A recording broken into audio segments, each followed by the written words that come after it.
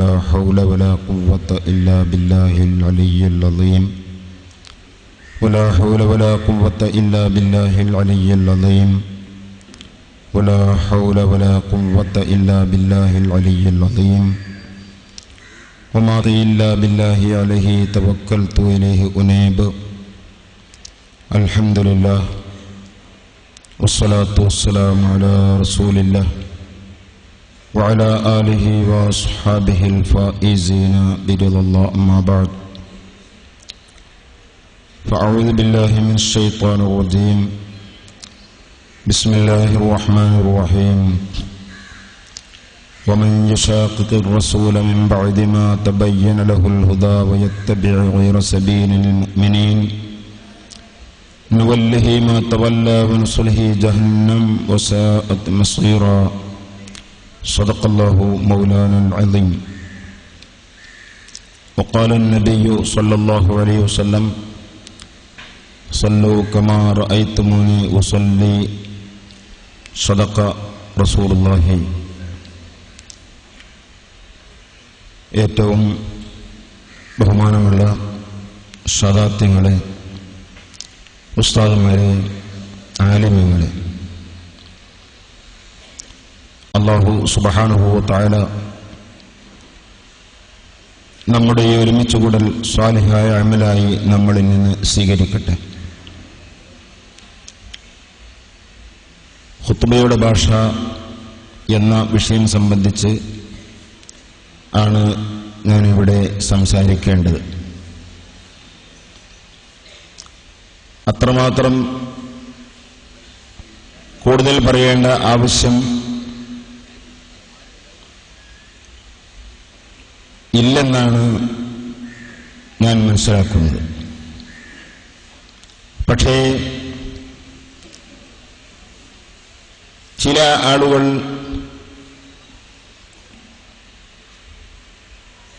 ഖുത്ബയുടെ ഭാഷാർത്ഥം മനസ്സിലാക്കി ഖുത്ബ എന്ന് പറഞ്ഞാൽ അത് പ്രസംഗമല്ലേ, പ്രസംഗം തിരിയേണ്ടതില്ലേ എന്ന ചോദ്യവുമായി അത് ഇന്നല്ല, ഈ ആശയം എന്നുദിച്ചുവോ അന്ന് മുതൽക്കേ തുടങ്ങിയതാണ്. പക്ഷേ പുത്തൻ ആശയക്കാർ ഇവിടെ വന്നതിന് ശേഷമാണ് ഇങ്ങനെ ഒരാശയം ഇവിടെ കേൾക്കുന്നത്. എന്നല്ല, ഖുത്ബയുടെ ഭാഷ അറബി തന്നെ ആകണം എന്ന് പറഞ്ഞുകൊണ്ട് ചില സുന്നികൾ എന്ന് പറയുന്നവർ തന്നെ ആ ഖുത്ബയുടെ മുൻപായി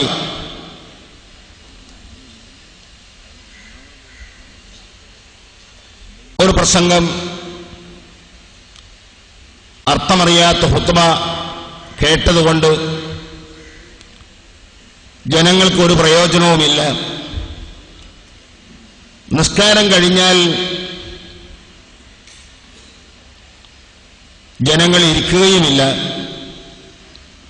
അപ്പോൾ പിന്നെ ജനങ്ങളെ കിട്ടിയ സമയം ഉപയോഗപ്പെടുത്തുക എന്ന് വെച്ച് ഖുത്ബക്ക് മുമ്പ് ഒരു പ്രസംഗം നടത്തുന്ന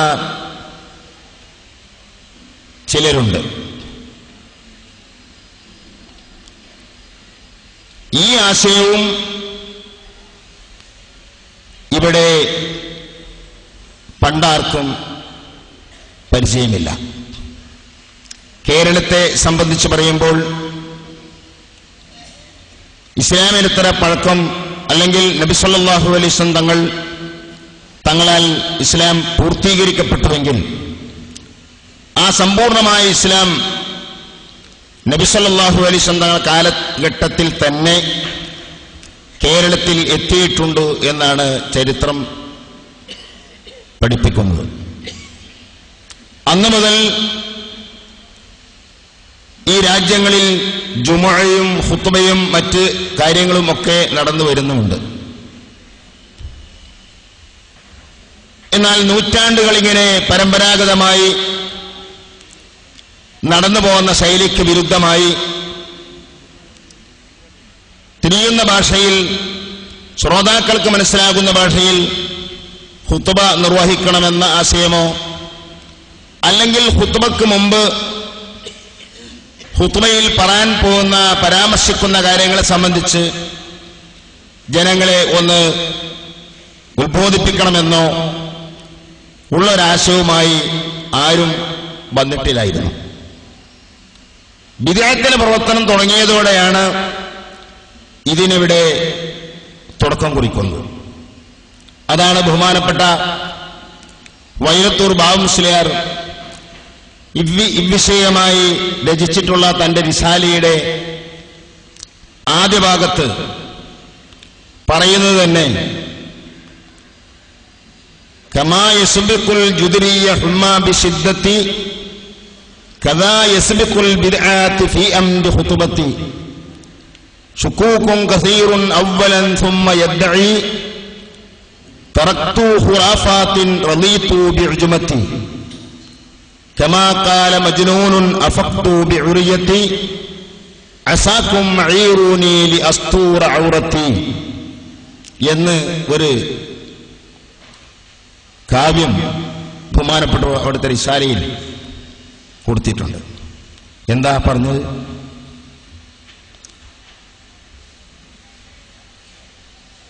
വസൂരി ഉണ്ടാകാൻ പോകുമ്പോൾ അതിന്റെ മുന്നോടിയായി പനി ഉണ്ടാകുന്നത് പോലെ ബിദ്അത്തിന്റെ മുന്നോടിയായി ഉണ്ടാകുന്നൊരു പനിയാണ് ഖുത്ബയുടെ കാര്യത്തിലുള്ള സംശയങ്ങൾ. ഖുത്ബയുടെ കാര്യത്തിൽ ഈ സംശയമുള്ളതായി കണ്ടാൽ ഇയാൾക്ക് മാരകമായ രോഗം ദീനീ വിഷയത്തിൽ വരാൻ പോകുന്നു എന്ന് മനസ്സിലാക്കാം. വസൂരിക്ക് പനി ഉണ്ടാകും പോലെ ഈ ബിദ്അഈ രോഗത്തിനുള്ള പനിയാണ് ഖുത്ബയുടെ ഭാഷയിലുള്ള സംശയങ്ങൾ എന്നാണ് പറഞ്ഞതിന്റെ സംക്ഷിപ്തം.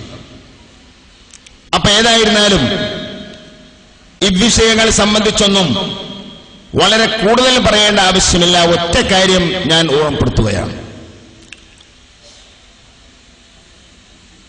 പൂർണ്ണമായും അനർബി ഭാഷയിൽ ഖുത്ബ നിർവഹിക്കുന്നതും അല്ലെങ്കിൽ അതിന്റെ പ്രധാന ഭാഗങ്ങൾ അർക്കാനുകൾ അറബിയിൽ നിർവഹിച്ച് അനുബന്ധ കാര്യങ്ങൾ മാതൃഭാഷയിൽ നിർവഹിക്കുന്നതും, അതുമല്ലെങ്കിൽ അർക്കാനും തവാബിയുമൊക്കെ അറബിയിൽ തന്നെ നിർവഹിച്ചുകൊണ്ട് ഖുത്ബയും നിസ്കാരം നടത്തുകയും അതിന്റെ മുൻപ് ജനങ്ങളെ ഉത്ബോധനം നടത്തുക, ജനങ്ങൾക്ക് ഉത്ബോധനം നടത്തുക എന്ന അടിസ്ഥാനത്തിൽ ഒരു ഉത്ബോധന പ്രസംഗം നടത്തുന്നു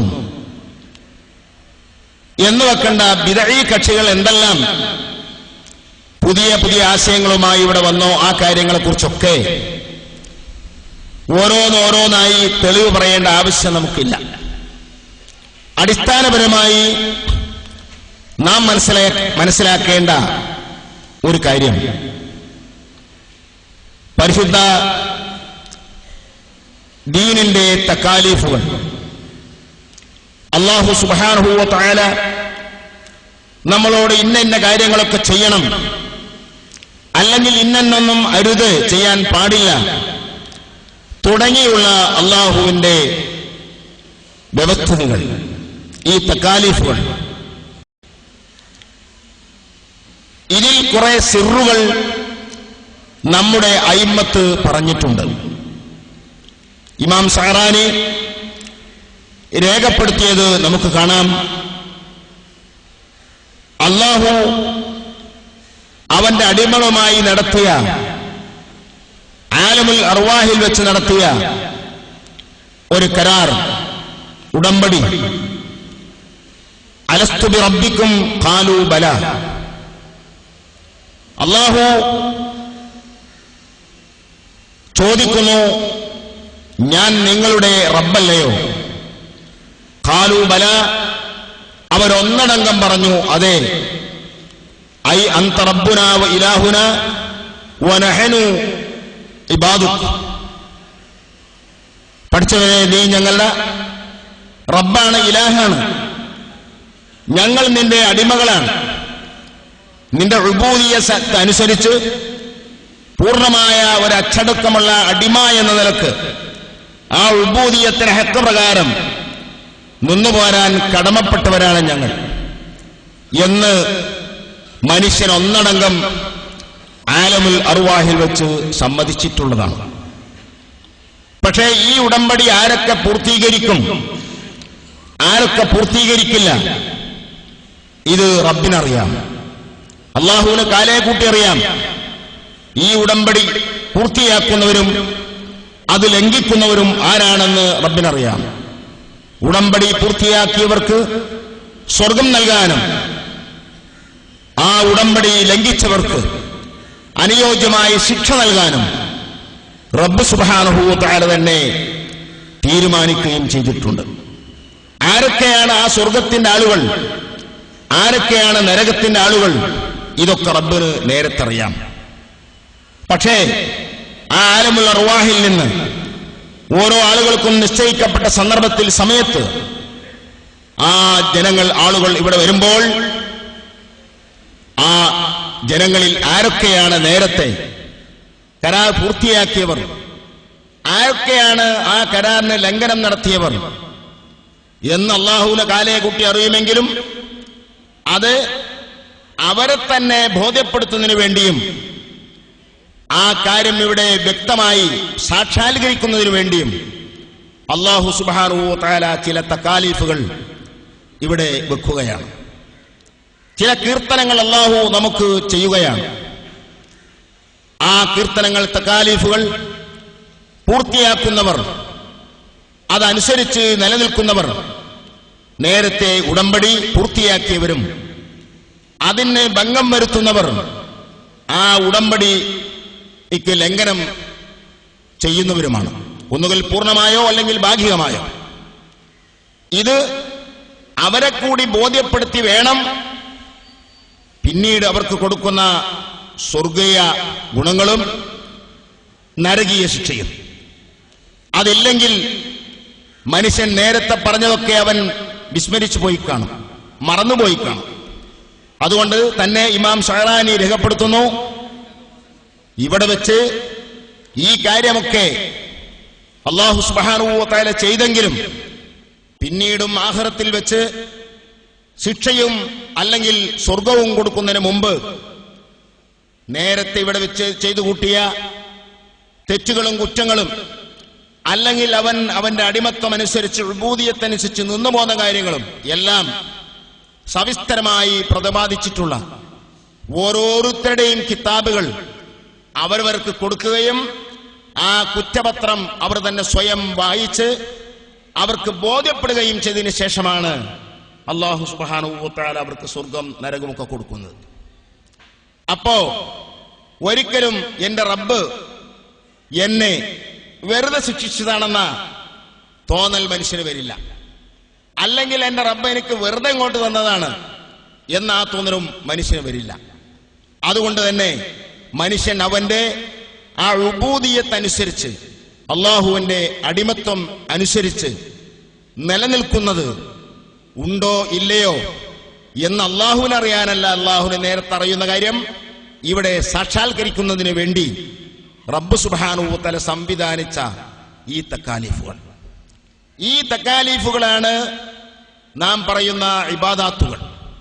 ഈ ഇബാദാത്തിന്റെ പൊതു സ്വഭാവം തന്നെ ഇമാം ഷഅറാനി പറയുന്നു, അപ്പടി അനുസരിക്കുക, അപ്പടി സ്വീകരിക്കുക. ഇതാണ് ബഹുമാനപ്പെട്ട ഇബ്നു ദഖീഖുൽ ഈദ് റഹിമഹുല്ലാഹ് ഇഹ്കാമുൽ അഹ്കാം ശറഹു ഉംദത്തുൽ അഹ്കാം എന്ന ഗ്രന്ഥത്തിൽ പറഞ്ഞു കാണും, ഇന്നൽ ഇബാദാത്തി മഹല്ലു തഅബ്ബുദാത്ത് വയക്തുറു ഫീഹാ ദാലിക ഫൽ ഇഹ്തിയാതു ഫീഹാ അൽ ഇത്തിബാ. കണ്ടോ, ഇന്നൽ ഇബാദാത്തി, നിശ്ചയം അല്ലാഹു സുബ്ഹാനഹു വ തആല നമുക്ക് വെച്ചിട്ടുള്ള, നമ്മളോട് ആജ്ഞാപിച്ചിട്ടുള്ള സർവ്വ ഇബാദാത്തുകളും മഹല്ലു തഅബ്ബുദാത്ത്, അത് തഅബ്ബുദാത്തിന്റെ സ്ഥാനമാണ്. എന്ന് പറഞ്ഞാൽ ഇബാദത്തുകളിൽ വാലിബും അതാണ് വയക്തുറു ഫീഹാ ദാലിക, തഅബ്ബുദാണ് ഇബാദത്തിൽ അധികവും. നാം എപ്പോഴും പറയാറുണ്ട്, രണ്ട് തരത്തിൽ നമുക്ക് ഇബാദത്തുകൾ കാണും. ഒന്ന് മഅഖൂലുൽ മഅന, അതിന്റെ ഉദ്ദേശം എന്താണെന്ന് എല്ലാവർക്കും ഗ്രാഹ്യമായത്. മറ്റൊന്ന് തഅബ്ബുദ്, അത് എന്താണ് അതിലുള്ള രഹസ്യം, സിറ്, ഒരു സിറുണ്ടാകും, നമുക്കറിയില്ല. ഈ രണ്ട് തരത്തിലുണ്ടെങ്കിൽ വാലിബിലും അധികവും ഇബാദത്തുകളിൽ തഅബ്ബുദാണ്. മഅഖൂലുൽ മഅന നന്നേ കുറവാണ് എന്നല്ല ഇമാം ഷൈറാനി രേഖപ്പെടുത്തുന്നു. മഅഖൂലുൽ മഅനയാണെന്ന് പറഞ്ഞിട്ടുള്ള ഇബാദത്തുകളിൽ വരെ കൂലങ്കഷമായി ചെല്ലുമ്പോൾ അവിടെയും തഅബ്ബുദ് ഒളിഞ്ഞു കിടക്കുന്നു എന്ന് കാണാൻ കഴിയും. മഅഖൂലുൽ മഅനയായി പറഞ്ഞിട്ടുള്ള പല കാര്യങ്ങളിലും അവിടെയും ചില തഅബ്ബുദുകൾ ഒളിഞ്ഞു കിടക്കുന്നുണ്ട്. ഉദാഹരണമായി പറഞ്ഞാൽ, ജുമുഅക്ക് വേണ്ടി കുളിക്കുന്നത്, ആ കുളിക്കുന്നത് സംബന്ധിച്ച് ഫുഖഹാ പറഞ്ഞപ്പോൾ ഒരു വിഭാഗം പറഞ്ഞു അത് മഹള് മഅഖൂലുൽ മഅനയാണ്. കാരണം ജുമുഅക്ക് വേണ്ടി പോകുന്ന മനുഷ്യർ പലരും ഒരുമിച്ച് കൂടുമ്പോൾ അവിടെ ബഅദിനെ കൊണ്ട് ബുദ്ധിമുട്ടാകും, ദുർഗന്ധം വമിക്കും. അല്ലെങ്കിൽ അങ്ങനെ ഒരുമിച്ച് കൂടുന്നതിൽ പ്രയാസം ഉണ്ടാകും. ഇത് ഒഴിവാക്കാൻ ഓരോരുത്തരും നല്ല ശുദ്ധി വരുത്തി പോവുക, ഇതാണ് അതിന്റെ രഹസ്യം. അതുകൊണ്ട് തന്നെ ജുമുഅക്ക് പോകുന്നതിനോട് അടുത്ത സമയത്താണ് കുളിക്കേണ്ടത്. എപ്പോ പോകുന്നു അതിനോട് അടുപ്പിച്ച് കുളിച്ചു വേണം പോകാൻ. ഫുഖഹായിൽ മറ്റൊരു ഭാഗം പറയുന്നു, അല്ല, അത് മഹള് തഅബ്ബുദല്ല, ആ മഹള് മഅഖൂലുൽ മഅനയല്ല, തഅബ്ബുദിന്റെ ഒരു വശം അവിടെയും ഉൾക്കൊള്ളുന്നുണ്ട്. അതെന്താ? ഒരാള് നന്ന സുബഹിക്കാണ് ജുമുഅക്ക് പോകുന്നത്, പക്ഷേ ജുമുഅക്ക് വേണ്ടി അവൻ കുളിക്കുന്നത് അതിന്റെ മുമ്പാ, ഫജ്ർ സാദിഖിന്റെ മുമ്പാ. ഫജ്ർ സാദിഖായ ഉടനെ തന്നെ അവൻ പോവുകയാണ്. എന്നാൽ ഈ കുളി ജുമുഅയുടെ കുളിയായി ഇവിടെ കണക്കാക്കപ്പെടുന്നില്ല. ഫജ്റിന് ശേഷം കുളിച്ചു വേണം പോകാൻ. നേരത്തെ പറഞ്ഞ ആ മഅഖൂലുൽ മഅനയാണ് നോക്കുമ്പോ ആ മഅന ഇവിടെ നടക്കുന്നുണ്ട്, ജുമുഅക്ക് പോകുന്നതിനോട് അടുപ്പിച്ച് കുളിക്കുക. അല്ലെങ്കിൽ കുളിക്ക് നിയ്യത്തില്ലാതെ കുളിച്ചാൽ ആ കുളിയും പരിഗണിക്കപ്പെടുന്നില്ല. മഅഖൂലുൽ മഅനയാണെന്നനുസരിച്ച് ശുദ്ധി വരുത്താനും അല്ലെങ്കിൽ ദുർഗന്ധങ്ങൾ ഒക്കെ മുറിച്ചു കളയാനും നിയ്യത്തിന്റെ ആവശ്യമില്ല. മൂന്നാമത്തൊന്ന്, അങ്ങനെ കുളിക്കാൻ വെള്ളമൊഴിക്കാൻ കഴിയാതെ വന്നാൽ അവിടെയും ശറഅ് പറയുന്നത് ഒരു തയമ്മം ചെയ്തെങ്കിലും പോകണമെന്നാണ്. അപ്പൊ ആ മണ്ണ് കൊണ്ടുള്ള തയമ്മം നടത്തുന്നത് നേരത്തെ പറഞ്ഞ നളാഫത്തിന് വിരുദ്ധമാണ്. ഇങ്ങനെ നോക്കുമ്പോൾ അവിടെയെല്ലാം ഒരു തഅബ്ബുദ് ഒളിഞ്ഞു കിടക്കുന്നു. അതാണ് മഅഖൂലുൽ മഅനയാണെന്ന് പറയുന്ന കാര്യങ്ങളിൽ വരെ തഅബ്ബുദിന്റെ ലാഞ്ചന അവിടെ ഉണ്ട്. അതുകൊണ്ട് തന്നെ അതാണ് ഇബാദത്തിന്റെ മൊത്തം അവസ്ഥ. ബഹുമാനപ്പെട്ട സയ്യിദുനാ ഉമറുൽ ഫാറൂഖ് റളിയല്ലാഹു അൻഹു ഹജറുൽ അസ്വദ് ചുംബിച്ചുകൊണ്ട് പറഞ്ഞ വാക്ക് ഇമാം ബുഖാരി ഉദ്ധരിച്ച് നമുക്ക് കാണാം. വല്ലാഹി ലഖദ് അലിംതു അന്നക ഹജറുൻ ലാ തളുറു വലാ തൻഫു ലൗലാ അന്നി റഅയ്തു റസൂലല്ലാഹി സ്വല്ലല്ലാഹു അലൈഹി വസല്ലം ഖബ്ബലക മാ ഖബ്ബൽതുക. അല്ലാഹുവാണ് സത്യം, നീ ഒരു കല്ലാണ്, നിനക്ക് സ്വന്തമായി ഉപകാരമോ ഉപദ്രവമോ ചെയ്യാൻ കഴിയില്ല. എനിക്കറിയാം, ഞാൻ ഉറച്ചു വിശ്വസിക്കുന്നു. പക്ഷേ ലൗലാ അന്നി റഅയ്തു റസൂലല്ലാഹി സ്വല്ലല്ലാഹു അലൈഹി വസല്ലം ഖബ്ബലക മാ ഖബ്ബൽതുക, അല്ലാഹുവിന്റെ റസൂൽ നിന്നെ ചുംബിക്കുന്നതായി ഞാൻ കണ്ടില്ലായിരുന്നുവെങ്കിൽ ഞാൻ നിന്നെ ചുംബിക്കില്ലായിരുന്നു. ഈ ഹദീസ് വെച്ചുകൊണ്ട് എല്ലാ വ്യാഖ്യാതാക്കളും പറഞ്ഞു കാണും, പരിശുദ്ധ ദീനിന്റെ ഒരു അലീമായ അസുലാണ് ഈ ഹദീസ് ഉൾക്കൊള്ളുന്നത്. അതെന്താണ്? പരിശുദ്ധ ദീൻ എന്ന് പറയുന്നത് അപ്പടി അനുസരിക്കാനും അപ്പടി സ്വീകരിക്കാനും കീഴ്പ്പെടാനുള്ളതാണ്. അതുകൊണ്ടുള്ള ദീൻ എന്ന പേര് തന്നെ. ദാന എന്നൊക്കെ പറഞ്ഞാൽ കീഴ്പ്പെട്ടു, അടിമപ്പെട്ടു അല്ലെങ്കിൽ അനുസരിച്ചു എന്നൊക്കെയാണ് ആ വാക്കിനർത്ഥം. അപ്പൊ പരിശുദ്ധ ദീൻ എന്ന് പറയുന്നത് അതിന്റെ അഹ്കാമുകൾ അപ്പടി സ്വീകരിക്കണം. അപ്പോഴേ ഉബൂദിയത്ത് കൊണ്ട് നിന്നു പോകുന്ന അബദാവുകയുള്ളൂ. കാര്യങ്ങളുടെ എല്ലാം മഅഖൂലുൽ മാനയായ കാര്യങ്ങളാവുക. അപ്പൊ എല്ലാം യുക്തിപ്രകാരം എനിക്ക് ഉൾക്കൊള്ളുന്നുണ്ടോ? അത് സ്വീകരിക്കാൻ മുഅ്മിനായിക്കൊള്ളുന്നില്ല. യുക്തി അനുസരിച്ച് പ്രവർത്തിക്കാൻ അത് മുഅ്മിനായിക്കൊള്ളുന്നുണ്ടോ? അമുസ്ലിമായ ആളും ഒരു യുക്തിയുള്ള കാര്യമാണെങ്കിൽ അത് ആ യുക്തി എനിക്ക് ബോധ്യപ്പെടുന്നു എന്ന് വെച്ച് സ്വീകരിക്കും. അതുകൊണ്ടാണ് ഇമാം ഷഅറാനി റഹ്മത്തുള്ളാഹി അലൈഹി അവിടുത്തെ ഇർഷാദുസ് സാലിക്കീൻ എന്ന ഗ്രന്ഥത്തിൽ വ്യക്തമായി പറഞ്ഞു, അള്ളാഹുവിന്റെ ഇബാദുകൾ അവരുടെ ഉബൂദിയത്ത് അനുസരിച്ച് നിന്നുപോരുന്നു എന്ന് ഇവിടെ പ്രകടമാകുന്നത് തഅബ്ബുദാത്തുകളെ കൊണ്ടാണ്, മഅഖൂലുൽ മാനകളെ കൊണ്ടല്ല. അതുകൊണ്ട് തന്നെ ഇബാദാത്തുകളിൽ ഒക്കെ ആ തഅബ്ബുദ് കാണും. ഈ തഅബ്ബുദാത്തിന്റെ അവസ്ഥ എന്താണ്? ഇത്തിബാണ്. തഅബ്ബുദാത്തിലൊക്കെ ഇത്തിബാണ്. നബി സല്ലല്ലാഹു അലൈഹി വസല്ലം തങ്ങളിൽ നിന്ന് എങ്ങനെയാണോ സ്വഹാബത്ത് പകർത്തിയത് അപ്രകാരം. അതുകൊണ്ടല്ലേ നിങ്ങൾ ആലോചിച്ചു നോക്കൂ, ഇസ്ലാം എന്ന് പറയുന്നത് കേവലം കുറെ വിശ്വാസ പ്രമാണങ്ങളും കർമ്മങ്ങളും ഉൾക്കൊള്ളുന്ന കുറെ തിയറികൾ അല്ലാഹു സുബ്ഹാനഹു വ തആല ഈ ലോകത്തിന് മുമ്പിലേക്ക് കണ്ട് വിളംബരപ്പെടുത്തിയതല്ല. അങ്ങനെ ആയിരുന്നെങ്കിൽ യഥാർത്ഥത്തിൽ ഒരു നബിയുടെ ആവശ്യം വരുന്നില്ല. അല്ലാഹു സുബ്ഹാനഹു വ തആല ഒരു നബിക്ക് എങ്ങനെയാണോ ഈ ആശയം എത്തിച്ചു കൊടുത്തത്, അതേ റബ്ബിന് ഓരോ വ്യക്തികൾക്കും അവർ ജീവിക്കാനുള്ള, അല്ലെങ്കിൽ അവരിവിടെ ആചരിക്കാനുള്ള, അവർ വിശ്വസിച്ചു പോരാനുള്ള അറിവുകൾ അവർക്ക് പ്രകൃതിപരമായി തന്നെ കൊടുക്കാൻ അള്ളാഹുവിന് കഴിയും. ഏതുപോലെ മനുഷ്യേതര ജീവികൾക്കൊക്കെ അള്ളാഹു സുബ്ഹാനഹു വ തആല കൊടുത്തിട്ടുള്ള അറിവ് അവർ പിന്നീട് പഠിച്ചുണ്ടാക്കുന്ന അറിവല്ല.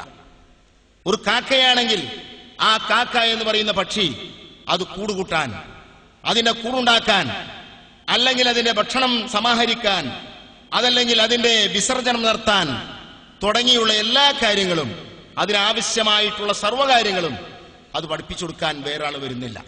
അതിനൊരു പ്രവാചകനില്ല, അതിനൊരു ഗ്രന്ഥമില്ല, അതിന് പാഠശാലയില്ല. അങ്ങനെ എല്ലാ വസ്തുക്കളും അത് അതിൻ്റെതായ പ്രകൃതി നിയമമനുസരിച്ച്, അല്ലെങ്കിൽ ആ പ്രകൃതിക്ക് അല്ലാഹു തആല കൊടുത്തിട്ടുള്ള ആ അറിവനുസരിച്ച് നീങ്ങിക്കൊണ്ടിരിക്കുന്നു. കുല്ലുൻ യഅമലു അലാ ശാക്കിലത്തി എന്ന ആയത്തിന്റെ വ്യാഖ്യാനത്തിൽ ഒരു തഫ്സീർ ഇങ്ങനെ കാണും. എല്ലാം ഇവിടെ പ്രവർത്തിച്ചുകൊണ്ടിരിക്കുന്നത് അതിന്റെ പ്രകൃതി നിയമം അനുസരിച്ചാണ്. ഈ ഒരു പ്രകൃതി നിയമം മനുഷ്യന് കൊടുക്കാമായിരുന്നു.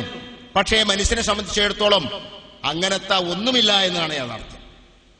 ഒരു കാക്ക സ്വന്തമായി കൂടുകൂട്ടുന്നു. പോകട്ടെ, വളരെ ഇന്ന ഔഹനൽ ബുയൂത്തി ലബൈത്തുൽ അൻകബൂത്ത് എന്ന് ഖുർആൻ പറഞ്ഞിട്ടുള്ള എട്ടുകാലി വല, ആ വലയുടെ പ്രവർത്തനം സംബന്ധിച്ച് നാം വിലയിരുത്തുമ്പോൾ എത്ര ഭംഗിയായ എഞ്ചിനീയറിംഗ് ആണ് അവിടെ നേരത്തെ നടത്തിയിട്ടുള്ളത്. ഒരു എഞ്ചിനീയറുടെ, ഒരു മുഹന്ദിസിന്റെ ഒരു പ്രവർത്തനം പോലെ അതിന്റെ ബീമുകളും അതിന്റെ ഫില്ലറുകളും ഒക്കെ നേരത്തെ ശരിപ്പെടുത്തി, അതിനുശേഷം അതിന്റെ കേന്ദ്രത്തിൽ നിന്ന് തുടങ്ങുന്ന ആ വല എല്ലാ ഇടത്തും മുത്തവാസിയായിക്കൊണ്ടാണ്. അങ്ങനെയാണ് ആ വലയുടെ എല്ലാ കണ്ണുകളും നോക്കുമ്പോ ഏതു ഭാഗത്തും ഒരേ അളവിൽ അളന്നു നോക്കിയിട്ടാണോ ഇത് അങ്ങോട്ട് ചാടിയത്. അങ്ങനെ എത്ര ഭംഗിയുള്ള വലയാണ്. ആ വലയുടെ ഒരു ഭാഗത്ത് അതിരുന്നാൽ വല്ല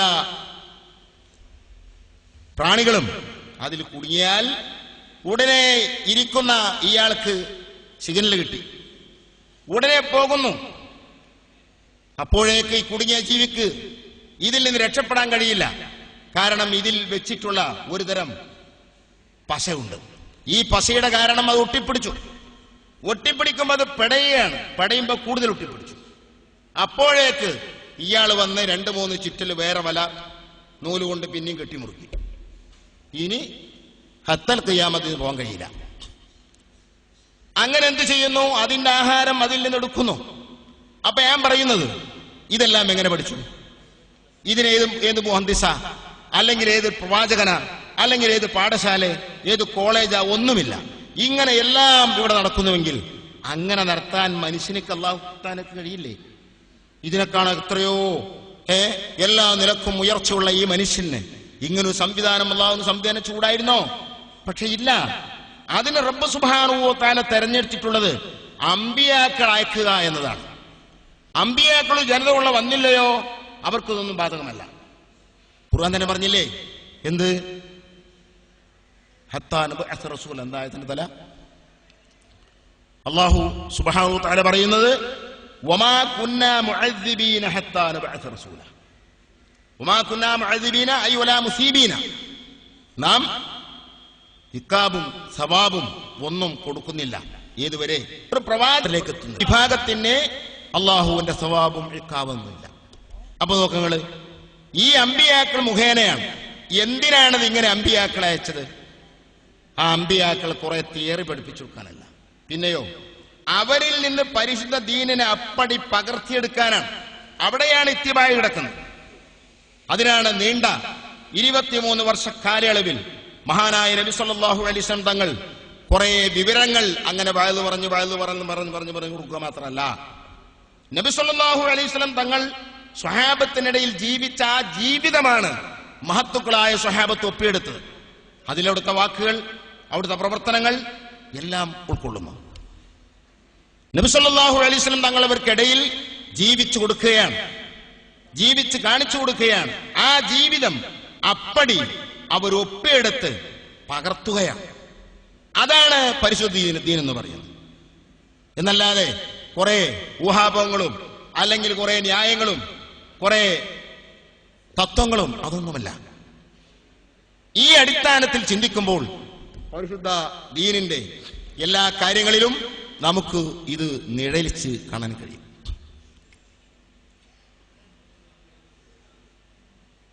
അതുകൊണ്ടല്ലേ നിങ്ങൾ നമ്മൾ 5 നേരത്തെ നിസ്കാരത്തിൽ അള്ളാഹുവിനോട് ദുആ ചെയ്യാൻ അള്ളാഹു സുബ്ഹാനഹു വ തആല പഠിപ്പിച്ചു. എന്താണ്?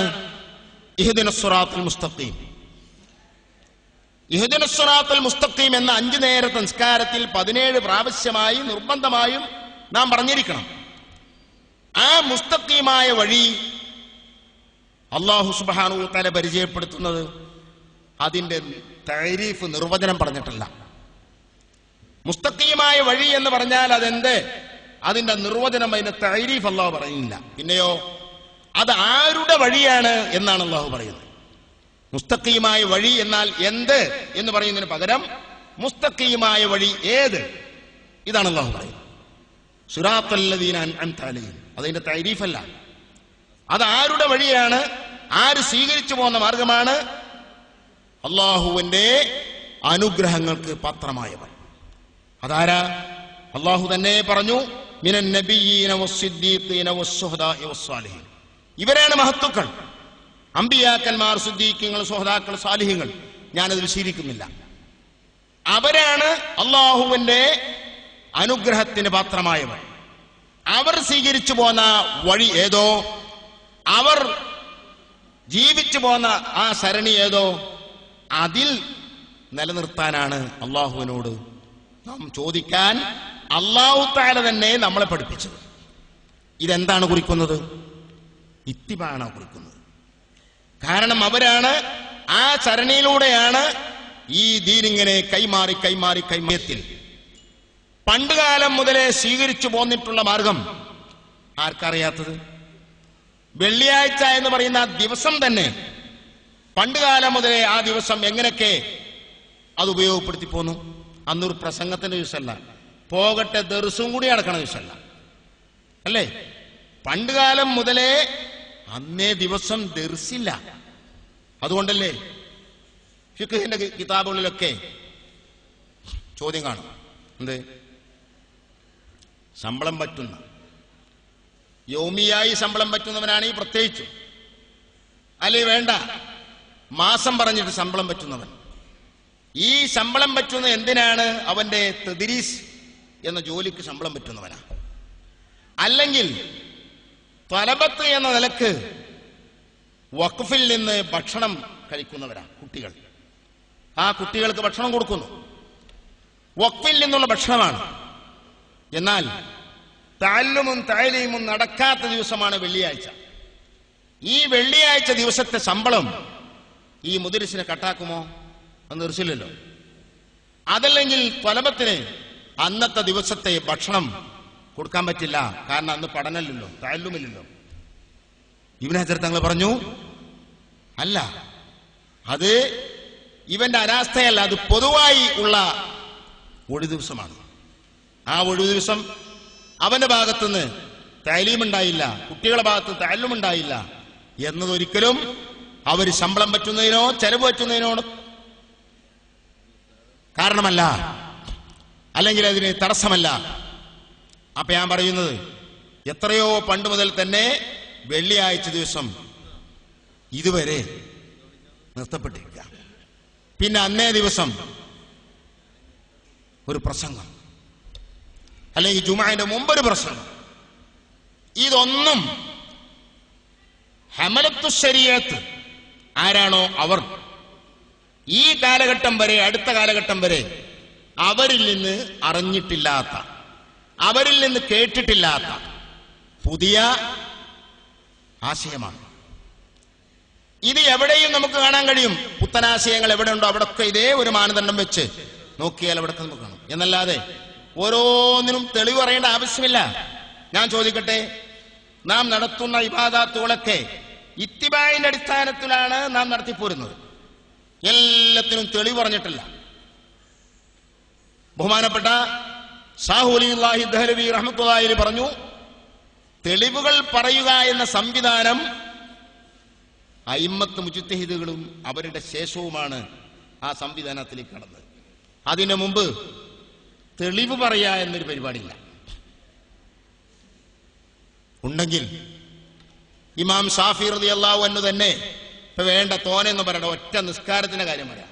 നിസ്കാരം, ഈ നിസ്കാരത്തിന്റെ ഒന്നാമത്തെ ഫർളായ നിയ്യത്ത്, ഈ നിയ്യത്തിനെ സംബന്ധിച്ച് എല്ലാ ഫിഖ്ഹിന്റെ കിതാബും പരിശോധിച്ചാൽ നിയ്യത്ത് നിർബന്ധമാണ്. ഇതിന് തെളിവെന്താ? ഇന്നമൽ അഅ്മാലു ബിന്നിയാത്ത് എന്ന ഹദീസ. ഇത് നിസ്കാരത്തിനൊരു നിയ്യത്തിന്റെ കാര്യം മാത്രമൊന്നുമല്ല, അത് ഒരു ഉമൂറായ്മ പറഞ്ഞാൽ ഇന്നമൽ അഅ്മാലു ബിന്നിയാത്ത് എന്ന ഈ ഹദീസാണ് അവിടെ തെളിവ് പറയുന്നത്. അതേ സ്ഥാനത്ത് തക്ബീറു തഹറും അവിടെ എത്തിയപ്പോ ലിൽ ഇത്തിബാ, നബി സല്ലല്ലാഹു അലൈഹി വസല്ലം തങ്ങളിൽ നിന്ന് 5 നേരത്തെ നിസ്കാരത്തിന് തക്ബീർ ചൊല്ലുമ്പോ അല്ലാഹു അക്ബർ ഈ വാക്കാണ്, അതാണ് ഇത്തിബാ.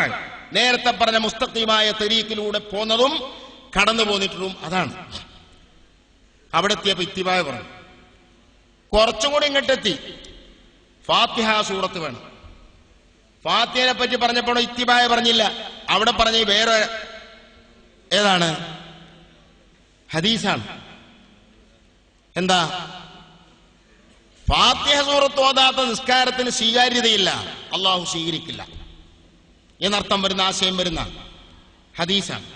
ഇങ്ങനെ ഇങ്ങോട്ട് പോന്നാൽ ഒരു നിസ്കാരം സലാം വീട്ടുമ്പോഴേക്ക് വ്യത്യസ്തങ്ങളായ തെളിവുകൾ, എവിടം വരെ ചിലപ്പോൾ ഹദീസുമില്ല, ആയത്തുമില്ല, ഇജ്മാഉമില്ല, ഖിയാസുമില്ല, വെറും ന്യായം മാത്രം പറഞ്ഞ ചിലണ്ട്. ഉദാഹരണമായി നിയ്യത്ത് കൊണ്ട് തലഫുദ് ചെയ്യൽ, അത് സുന്നത്താണ്. മുസല്ലി ഫർദ് ദുഹരി, അത് തലഫുദ് ചെയ്യൽ സുന്നത്താണ്. പക്ഷേ ഈ സുന്നത്താണെന്നതിനെ ഫുഖഹാ കാത്തിബത്തൻ പറഞ്ഞിട്ടുള്ള ന്യായം, അതിന് ദലീലല്ല, തഅലീല പറഞ്ഞിട്ടുള്ളത്. എന്താ പറഞ്ഞ്? ലിയുസായിദൽ ലിസാനു അൽ ഖൽബ, നാവ് കൊണ്ട് പറഞ്ഞാൽ അത് കൽബിന് ഒരു മുസായദയാണ്. ഒരു സംശയമൊന്നുമില്ല.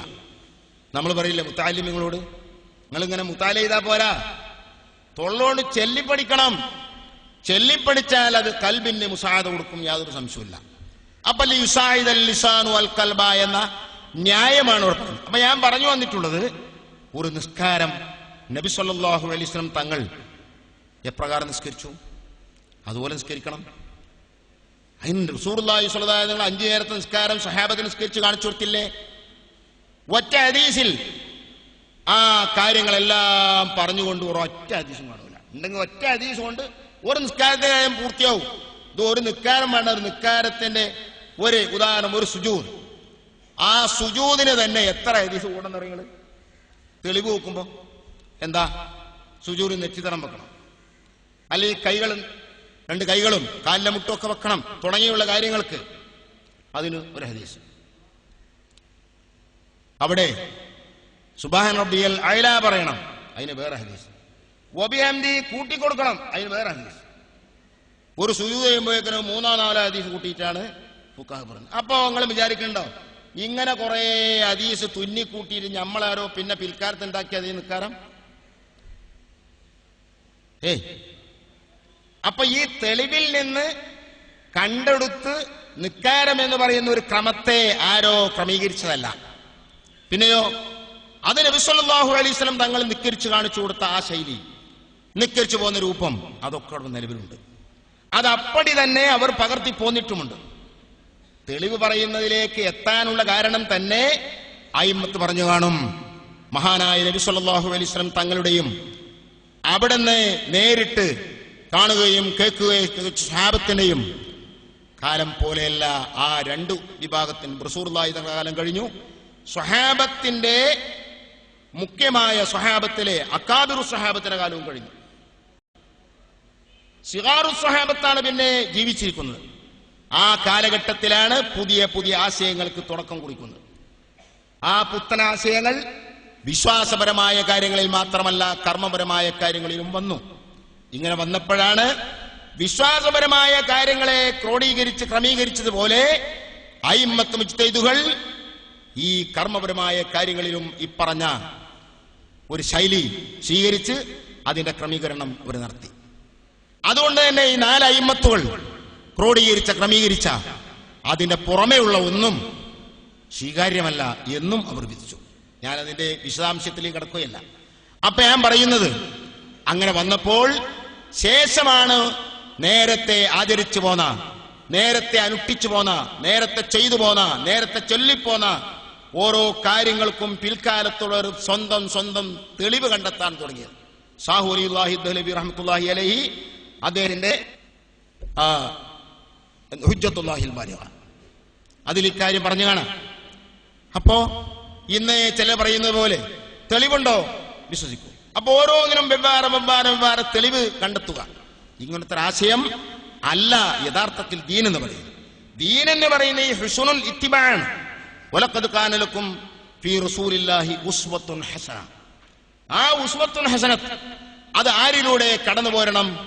നേരത്തെ പറഞ്ഞ സ്വാദിഖ്യങ്ങൾ, അല്ലെങ്കിൽ അല്ലാഹുവിന്റെ നിഅമത്തിന് പാത്രമായവർ, അവരിലൂടെ എങ്ങനെ പോരുന്ന ആ വഴിയാണ് മുസ്തഖീമായ വഴി.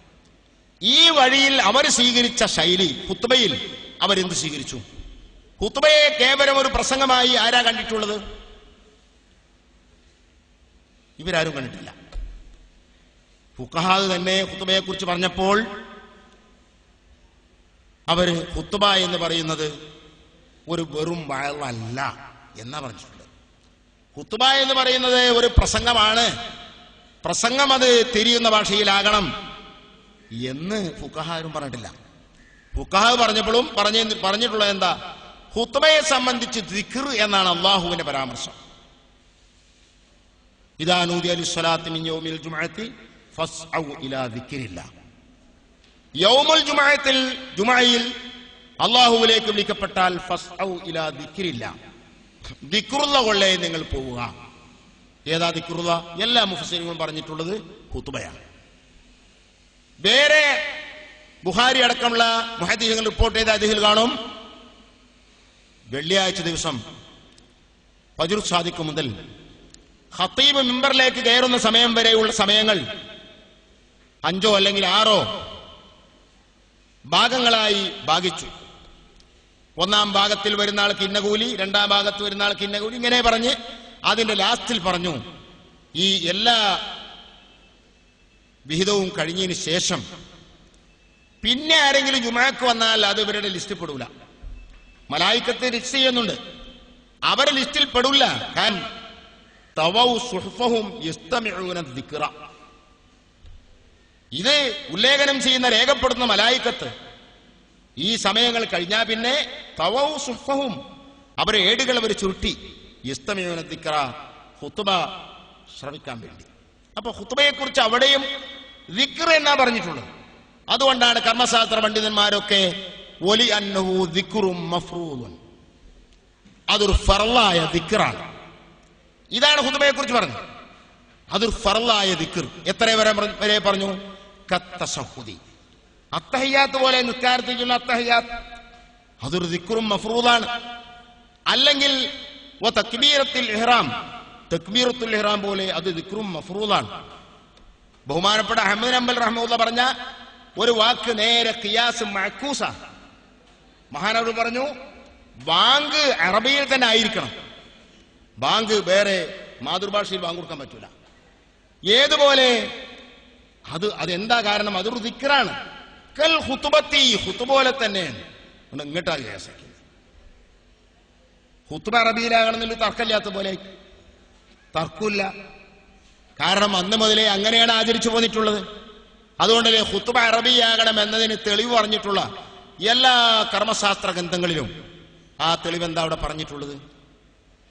2 നിലക്കുള്ള ഇബാറത്ത് കാണും. ഒന്ന് കാണും ഇത്തിബാഅൻ ലിസ്സലഫി വൽ ഖലഫി, സലഫിനോടും ഖലഫിനോടുമുള്ള ഇത്തിബാ, ആ ഇത്തിബാന് വേണ്ടി. സലഫും ഖലഫും ആരാ? മഹത്തുക്കളായ സ്വഹാബത്തുൽ കിറാം സലഫും, ശേഷമുള്ളവരെല്ലാം ഖലഫും. അവരുടെ നടത്തം അങ്ങനെയാണ്, അവരാചരിച്ചു പോകുന്ന അങ്ങനെയാണ്. അതിനെ അനുധാവനം ചെയ്യുക എന്നാണ് ഇല്ലത്ത് ന്യായം പറഞ്ഞത്. വേറെ ചില വിഭാഗത്തിൽ കാണും ലിമാ ജറ അലൈഹിൻ നാസ്, അന്നാസ് അങ്ങനെയാണ് നടന്നിട്ടുള്ളത്. ഏതാനാസ്? നേരത്തെ പറഞ്ഞ സലഫും ഖലഫും തന്നെ. അപ്പൊ ഈ സലഫും ഖലഫും എന്ന് പറഞ്ഞാൽ അതിൽ നിന്ന് കുറഞ്ഞ ആളുകൾ എന്നല്ല. കുറഞ്ഞ ആളുകളാണെങ്കിൽ തെളിവിന് വെച്ചൂല. അത് ഇത്തിബാഅൻ ലിസ്സലഫി വൽ ഖലഫി ഐ ലിജമീഇ സലഫി വൽ ഖലഫി എന്നാണ് അതിന് മാന. അല്ലെങ്കിൽ ലിമാ ജറ അലൈഹിൻ നാസ് ഐ ജമീഉൻ നാസ് എന്നതിന് മാന. കാരണം അത് ഇജ്മാഇനെ തൊട്ടുള്ള മറ്റൊരു ഇബാറത്താണ്. ഇജ്മാ അല്ലാതെ കേവലം കുറഞ്ഞ ആളുകൾ മാത്രം അമൽ ചെയ്തു പോന്ന അത് ഹുജ്ജത്തിന് പറ്റൂല.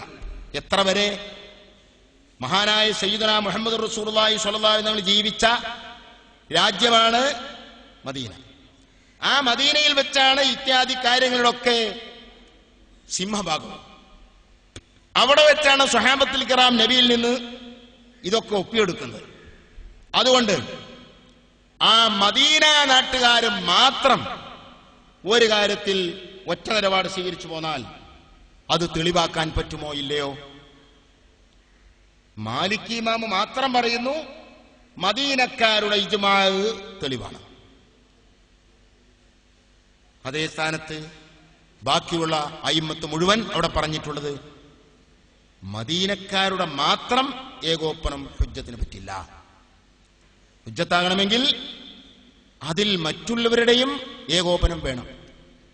മദീനക്കാർ മാത്രം പറ്റില്ല. മദീനത്തിന് ഷറഫുണ്ട്, അത് ശരിയാണ്. പക്ഷെ ആ ഷറഫുണ്ടെന്ന് വെച്ച് ഇങ്ങനെ ഹുജ്ജിയത്ത് എന്ന ആ നിലപാട് അത് തെളിവാവുക അതില്ല. എത്ര വരെ പറഞ്ഞു? വത്തിഫാഖു അഹ്ലിൽ ഹറമൈനി ലൈസ ബിഹുജ്ജത്തിൻ. ഇനി മദീന മാത്രമല്ല, മക്കയും മദീനയും കൂടിയിട്ട് തന്നെ ഒരു നിലപാട് സ്വീകരിച്ചാൽ അത് തെളിവാകുന്നില്ല. ഇപ്പൊ ഞാൻ പറയുന്നത് നമ്മുടെ ഷാഫി അയിമ്മത്ത് അടക്കം തെളിവാക്കിയിട്ടുള്ളത് ലിമാ ജറ അലൈഹിൻ നാസ്, അല്ലെങ്കിൽ ഇത്തിബാഅൻ ലിസ്സലഫി വൽ ഖലഫി എന്നൊക്കെ പറയുമ്പോൾ അതിനർത്ഥം ഇത്തിബാഅൻ ലിജമീഇ സലഫി വൽ ഖലഫി, അല്ലെങ്കിൽ ലിമാ ജറ അലൈഹി ജമീഉൻ നാസ് എന്നാണ്. അപ്പൊ എല്ലാവരും അങ്ങനെ തന്നെ നടന്നു പോന്നിട്ടുള്ളൂ.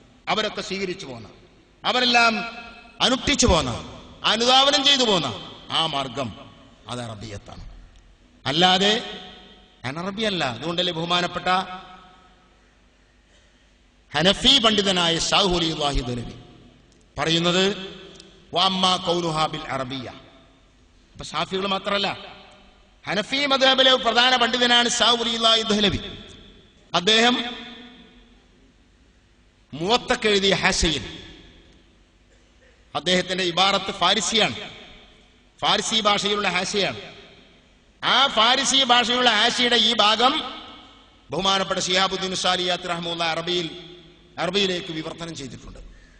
അവിടെ ബഹുമാനപ്പെട്ട സാലിയാത്തിയുടെ ഇബാറത്ത് വഅമ്മാ ഖൗലുഹാ ബിൽ അറബിയ ഖുത്ബ അറബിയിലാകണമെന്ന് പറയുന്നത് ഫമിൻ ജിഹത്തി ഇസ്തിംറാരി അമലിൽ മുസ്ലിമീൻ, മുസ്ലിമീങ്ങളെ അമൽ അങ്ങനെയാണ് മുസ്തമിറായി പോകുന്നത്. എവിടെ? ഫിൽ മശ്രിഖ് വൽ മഗ്രിബ്, ലോകത്തൊന്നാകെ. ഫിൽ മശ്രിഖ് വൽ മഗ്രിബ്, ലോകത്തൊന്നാകെ മുസ്ലിമീങ്ങളെ അമൽ അങ്ങനെയാണ് നടന്നു പോന്നിട്ടുള്ളത് എന്ന അടിസ്ഥാനത്തിലാണ് ഖുത്ബ അറബിയിലാകണം എന്ന് പറയുന്നത്. ഈ ആശയം ഒന്നുകൂടി വ്യക്തമായി ബഹുമാനപ്പെട്ട ഉംദത്തുർ റിആയ, ശറഹുൽ വിഖായയുടെ ഹാസിയാണ് ഉംദത്തുർ റിആയ. ഉംദത്തുർ റിആയയിൽ ഒന്നുകൂടി വ്യക്തമായി പറയുന്നത് ഫലോ ഖതബ ബിൽ ഫാരിസിയത്തി ജാസ. ഹനഫി മദ്ഹബ് പ്രകാരം ഷാഫി മദ്ഹബിൽ പറയുന്ന പോലെ ഖുത്ബയുടെ അറബിയത്ത് അവർക്ക് സിഹത്തിന് ഷർത്തല്ല. അവരുടെ അഭിപ്രായത്തിൽ ഖുത്ബയുടെ സിഹത്തിന് അറബിയത്ത് ഷർത്തല്ല. പക്ഷെ എന്നിട്ട് പോലും അറബിയല്ലാത്ത ഭാഷയിൽ ഖുത്ബ നിർവഹിക്കുന്നതിന് ഹുക്മെന്തേ? അത് പാടില്ല എന്നാണ് പറയുന്നത്. ഫലോ ഖതബ ബിൽ ഫാരിസിയത്തി ജാസ എന്ന ആ ഇബാറത്ത് ഉദ്ധരിച്ചുകൊണ്ട് ഖൗലുഹു ജാസ വലൈസൽ ജവാസു ബിമഅനൽ ഹില്ലിൽ മുത്ലഖ്. ആ ജാസ എന്ന് പറഞ്ഞിട്ടുള്ളത് മുത്ലഖൻ, അത് മുബാഹാണ്, ഹലാലാണ് എന്ന അർത്ഥത്തിലല്ല. പിന്നെയോ ബൽ ബിമഅന സിഹത്തി ഫീ ഹഖ്ഖി സ്വലാത്തി, നിസ്കാരത്തെ സംബന്ധിച്ച് പറയുമ്പോൾ വരാൻ പോകുന്ന ജുമുഅ നിസ്കാരത്തിന്റെ ആ ഷർത്താണ് ഒരു ഖുത്ബ വേണം. ആ ഖുത്ബ വിടാൻ, ആ ഷർത്ത് വിടാൻ ഫാരിസിയിലുള്ള ഖുത്ബ ഓതിയാലും നടക്കും എന്നാ. എന്താ അങ്ങനെ പറയാൻ കാരണം? അത് മുബാഹിന്റെ അർത്ഥത്തിലുള്ള ജവാസ് അല്ല, സിഹത്തിന്റെ അർത്ഥത്തിൽ പറഞ്ഞ ജാസയാണ്. ഇത് പറയാൻ കാരണം ലിഅന്നഹു ലാ ശക്ക, യാതൊരു സംശയവുമില്ല, അന്നഹു ഖിലാഫു സുന്നത്തി അൽ മുതവാരിസത്തി മിനൻ നബിയ്യി സ്വല്ലല്ലാഹു അലൈഹി വസല്ലം വമൻ ബഅദഹു മിനസ് സ്വഹാബത്തി വത്താബിഈന റളിയല്ലാഹു അൻഹും. കാരണം നബിയിൽ നിന്നും സ്വഹാബത്ത്, താബിഈങ്ങൾ, തബഉ താബിഈങ്ങൾ തുടങ്ങിയുള്ള സലഫുസ് സാലിഹ്കളിൽ നിന്നും പരമ്പരാഗതമായി പോന്നിട്ടുള്ള ആചാരത്തിന്, അനുഷ്ഠാനത്തിന് വിരുദ്ധമാണ് അത് എന്നതിൽ സന്ദേഹമില്ല. ഫയകൂനു മക്രൂഹൻ തഹരീമൻ, അതുകൊണ്ട് തന്നെ അവരുടെ ഭാഷയിൽ ഹറാമിന്റെ കുറ്റമുള്ള കറാഹത്താണ്. അപ്പൊ ഇസ്തിലാഹിയായ വ്യത്യാസം, ഹറാം എന്ന് പറയുന്നു, തഹരീമിന് കറാഹത്ത് എന്ന് പറഞ്ഞാലും തത്വത്തിനെന്ന ഒരു ഇസ്തിലാഹിയായ വ്യത്യാസമേ ഉള്ളൂ. ഖിലാഫുൽ ഔല കറാഹത്ത് എന്നൊക്കെ പറയും പോലെ ഷാഫികൾ ഷർത്തുള്ള കാര്യം ഷർത്തില്ലാതെ ചെയ്താൽ അത് ഫാസിദായി. വൽ ഇബാദത്തു ബിദൂനി ഷർത്തിഹാ ഫാസിദത്തുൻ, ഒരു ഇബാദത്ത് ഷർത്തില്ലാതെ ചെയ്താൽ അത് ഫാസിദത്താണ്, ഹറാമുൻ, അത് ഹറാമും കൂടിയാണ്. ബഹുമാനപ്പെട്ട ഇബ്നു ദഖീഖ് ഈദ് റഹ്മത്തുള്ളാഹി ഇഹ്കാമുൽ ഹക്കാം ശറഹ് ഉംദത്തുൽ ഹക്കാമിൽ പറഞ്ഞ ഇബാറത്താണ് ഞാൻ പറഞ്ഞത്. വൽ ഇബാദത്തു ബിദൂനി ഷർത്തിഹാ ഫാസിദത്തുൻ ഹറാമുൻ, ഒരു ഇബാദത്ത്, അത് സുന്നത്താവട്ടെ ഫർളാവട്ടെ, ഏത് ഇബാദത്തായാലും ശരി, ഷർത്ത് കൂടാതെ ചെയ്താൽ അതിന് ഫസാദ് സംഭവിച്ചു, അത് ഹറാമും ആണ്. ഈ അടിസ്ഥാനത്തിൽ എല്ലാ മദ്ഹബിന്റെ ആളുകളും ഖുത്ബ മറ്റൊരു ഭാഷയിൽ നിർവഹിക്കാം എന്ന് ഒരാളും പറഞ്ഞിട്ടില്ല. എല്ലാവരും പറഞ്ഞിട്ടുള്ളത് ഖുത്ബ അറബിയിൽ തന്നെ ആകണം. ഹനഫി മദ്ഹബിൽ ഇവിഷയമായി സ്വന്തം കൃതികൾ തന്നെ പിൽക്കാല മുതാഖിരീങ്ങളായ പണ്ഡിതന്മാർ രചിച്ചിട്ടുണ്ട്. അത് രചിക്കാനുള്ള കാരണം അവരുടെ കിതാബുകളിൽ കാണുന്ന ചില പരാമർശങ്ങളെ പുത്തനാശയക്കാർ പൊക്കിപ്പിടിച്ചു. ഫലോ ഖതബ ബിൽ ഫാരിസിയത്തി ജാസ എന്നൊക്കെ പറയുമ്പോ, ഓ ഫാരിസി ഭാഷയിൽ ഖുത്ബ ഓതിയാൽ ജായിസാവും എന്ന് പറഞ്ഞില്ലേ, അപ്പോ മറ്റ് ഏത് ഇതര ഭാഷയിൽ ഓതിയാലും ജായിസാകും എന്നല്ലേ ഇതിനർത്ഥം എന്ന് പറഞ്ഞപ്പോ, അല്ല, ജായിസ് എന്ന് പറഞ്ഞ് ജവാദ് എന്ന് പറഞ്ഞ് സഹന്റെ മാനാക്കാണ്. സഹന്റെ അർത്ഥത്തിന് ജാസര പെരുമാറൽ എല്ലാ മദ്ഹബിന്റെ കിതാബുകളിലും ഉണ്ട്. ജാസ എന്ന് പറയും ഐ സഹ. അപ്പൊ നിസ്കാരം സഹിയാകാൻ, ജുമാ നിസ്കാരം സഹിയാകാൻ ഫാരിസി ഭാഷയിലോ മറ്റിതര ഭാഷയിലോ ഖുത്ബ നിർവഹിച്ചാലും നിസ്കാരം സഹിയാകുമെങ്കിലും ആ ചെയ്ത പണി കുറ്റകരമാണ്, തെറ്റാണ്, ഹറാമിന്റെ കുറ്റമുള്ള കറാഹത്താകുന്നു. അപ്പൊ ഇവിഷയത്തിൽ ആർക്കും തർക്കമില്ല. കാരണം അത് നേരത്തെ പറഞ്ഞല്ലേ, ഇസ്ലാമിന്റെ ഒരു ഇബാദത്താണ് ഖുത്ബ. ആ ഖുത്ബ ഇങ്ങനെ ആയിരിക്കണമെന്ന് അള്ളാഹുവിന്റെ വളയാണ്. അതുകൊണ്ടല്ല ദീനിന്റെ തരീഫ് തന്നെ പറഞ്ഞ എന്താ, വലഉൻ ഇലാഹിയുന്ന. അവിടെ പിന്നെ ചോദ്യമില്ല, അള്ളാഹുവിന്റെ വലയാണ്, അള്ളാഹു അങ്ങനെ വെച്ചത്. ഏതുപോലെ കോടതിന്റെ വലയല്ല ഇംഗ്ലീഷിൽ വിധി എഴുതുക, വിധി പറയാന്നുള്ളത്. അതുകൊണ്ടല്ലേ ഈ ഖുതുബനെ സംബന്ധിച്ച് ഏതോ ഒരു ജഡ്ജി ഇതുപോലെ ഒരു രാജ്യത്ത് കേസ് വന്നപ്പോ അത് സംബന്ധമായ അയാൾ വിധി പറഞ്ഞു. എന്താ വിധി പറഞ്ഞത്? വിധി പറഞ്ഞ് ശ്രോതാക്കൾക്ക് തിരിയുന്ന ഭാഷയിലാകണം എന്നാണ്.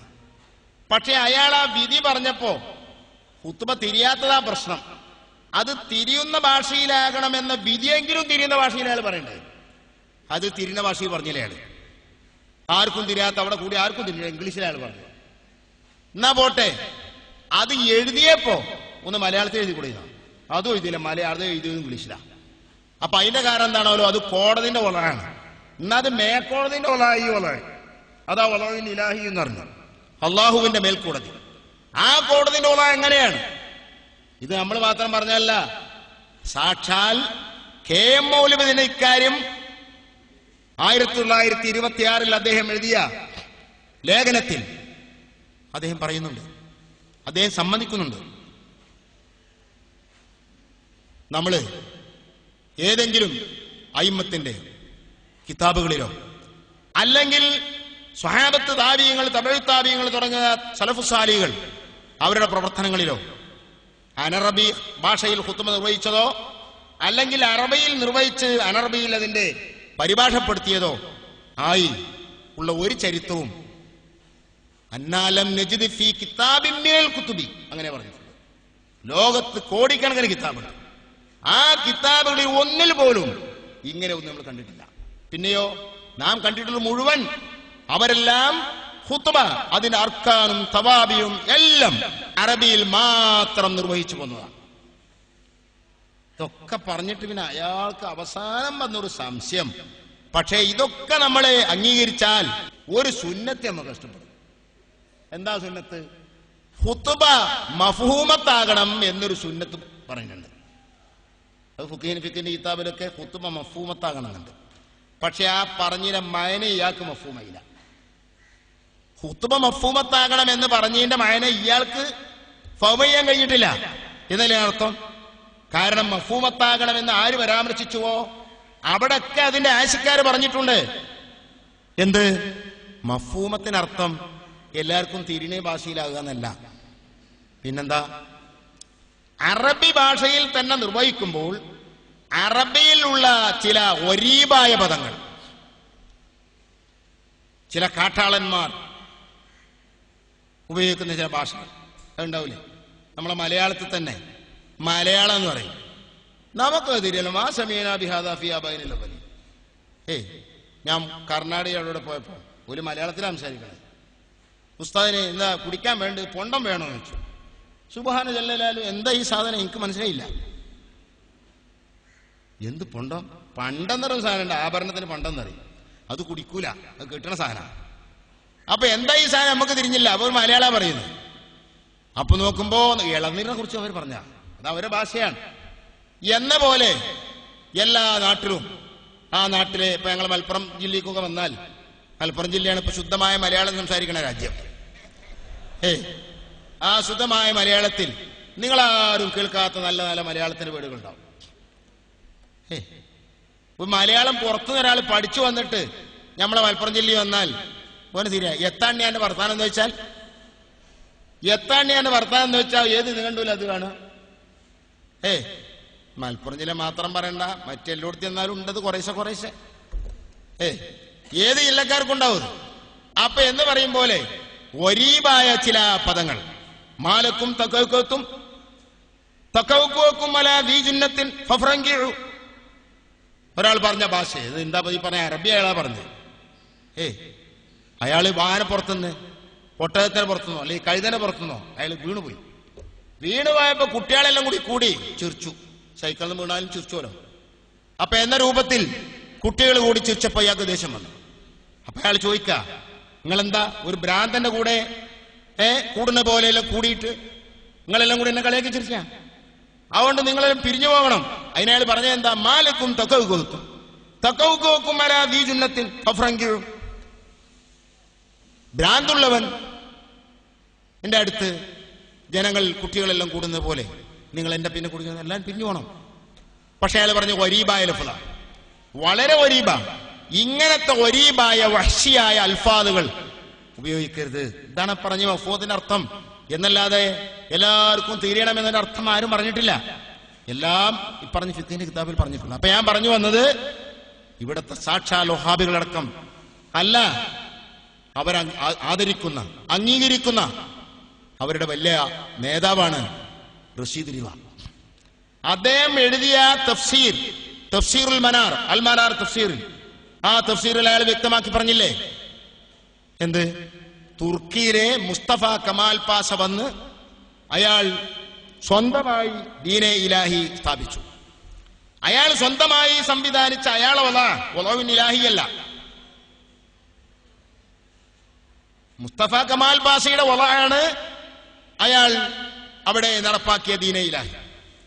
അതിന്റെ ഭാഗമായി ഖുത്ബയെ സംബന്ധിച്ച് അയാൾ എന്താ പറഞ്ഞിട്ടുള്ളത്? ആ നാട്ടിലുള്ള എല്ലാ ഖത്തീബുമാരോടും അയാൾ ആഹ്വാനം ചെയ്തു, തുർക്കി ഭാഷയിലായിരിക്കണം ഇനി ഖുത്ബ ഓതേണ്ടത്. കണ്ടോ? പക്ഷെ ഇങ്ങനെ ആഹ്വാനം ചെയ്തപ്പോ തുർക്കി ഭാഷയിലുള്ള ഖുത്ബ ജനങ്ങൾ കേട്ടപ്പോൾ ജനങ്ങളത് വെറുത്തു, അതിനെ അംഗീകരിച്ചില്ല. എന്തേ കാരണം? ലിഅന്നഹും ഇഅ്താദു സമാഅഹാ ബിഅദായിൻ ഖാസിൻ വനഗമിൻ ഖാസിൻ. കണ്ടോ? ഇല്ലത്ത് പറഞ്ഞതാ. അവര് വയില്ലം യഫ്ഹമു കുല്ല ഇബാറാത്തിഹ, അവിടെ പറയുന്ന ഓരോ ഇബാറത്തിന്റെ അർത്ഥം അവർക്ക് തിരിയില്ലെങ്കിലും മൊത്തം അത് കേൾക്കുമ്പോൾ അവർക്കൊരു ഭക്തിയും ഭയവും ഒക്കെ ഉണ്ടാവും. കാരണം അവർ കേട്ടുപോന്ന ഒരു ശൈലിയുണ്ട്, അവർ കേട്ടുപോന്ന ഒരു രീതിയുണ്ട്. ആ രീതി ഒരിക്കലും അനറബി ഭാഷയുമായി ഒത്തുപോകില്ല. അറബിയിൽ ഓതുമ്പോൾ ആ ഒരു പ്രത്യേകമായ ശൈലിയും രീതിയൊന്നും അത് അറബിയിൽ പറയുമ്പോ കഴിയില്ല. അതെന്താവും? ഖുത്ബ ഓതുക എന്നുള്ളിടത്ത് പോയിട്ട് ഖുത്ബ പറയാന്നാവും. ഇപ്പൊ അധികവും ഖുത്ബ പറയണ ഖുത്ബ ആയിട്ടുണ്ട് എന്നും ഞാൻ ഇടയിൽ ഓർമ്മപ്പെടുത്താം. ഓതുന ഖുത്ബ പോയി ഇപ്പോ പറയണ ഖുത്ബായി, ഓതുന മൗലിദ് പോയി പാടുന്ന മൗലിദായി, ഓതുന ബുർദ പോയി പാടുന്ന ബുർദയായി. യേശുദാസ് പാടിയത് ആ പാടിന്റെ കോരത്തിലൊക്കെ ബുർദയും പാടും, എല്ലാം പാടും. എന്റെ വിഷയമല്ല, ഞാൻ പറഞ്ഞു പോയി അതിന്റെ ഇടയിൽ. അപ്പൊ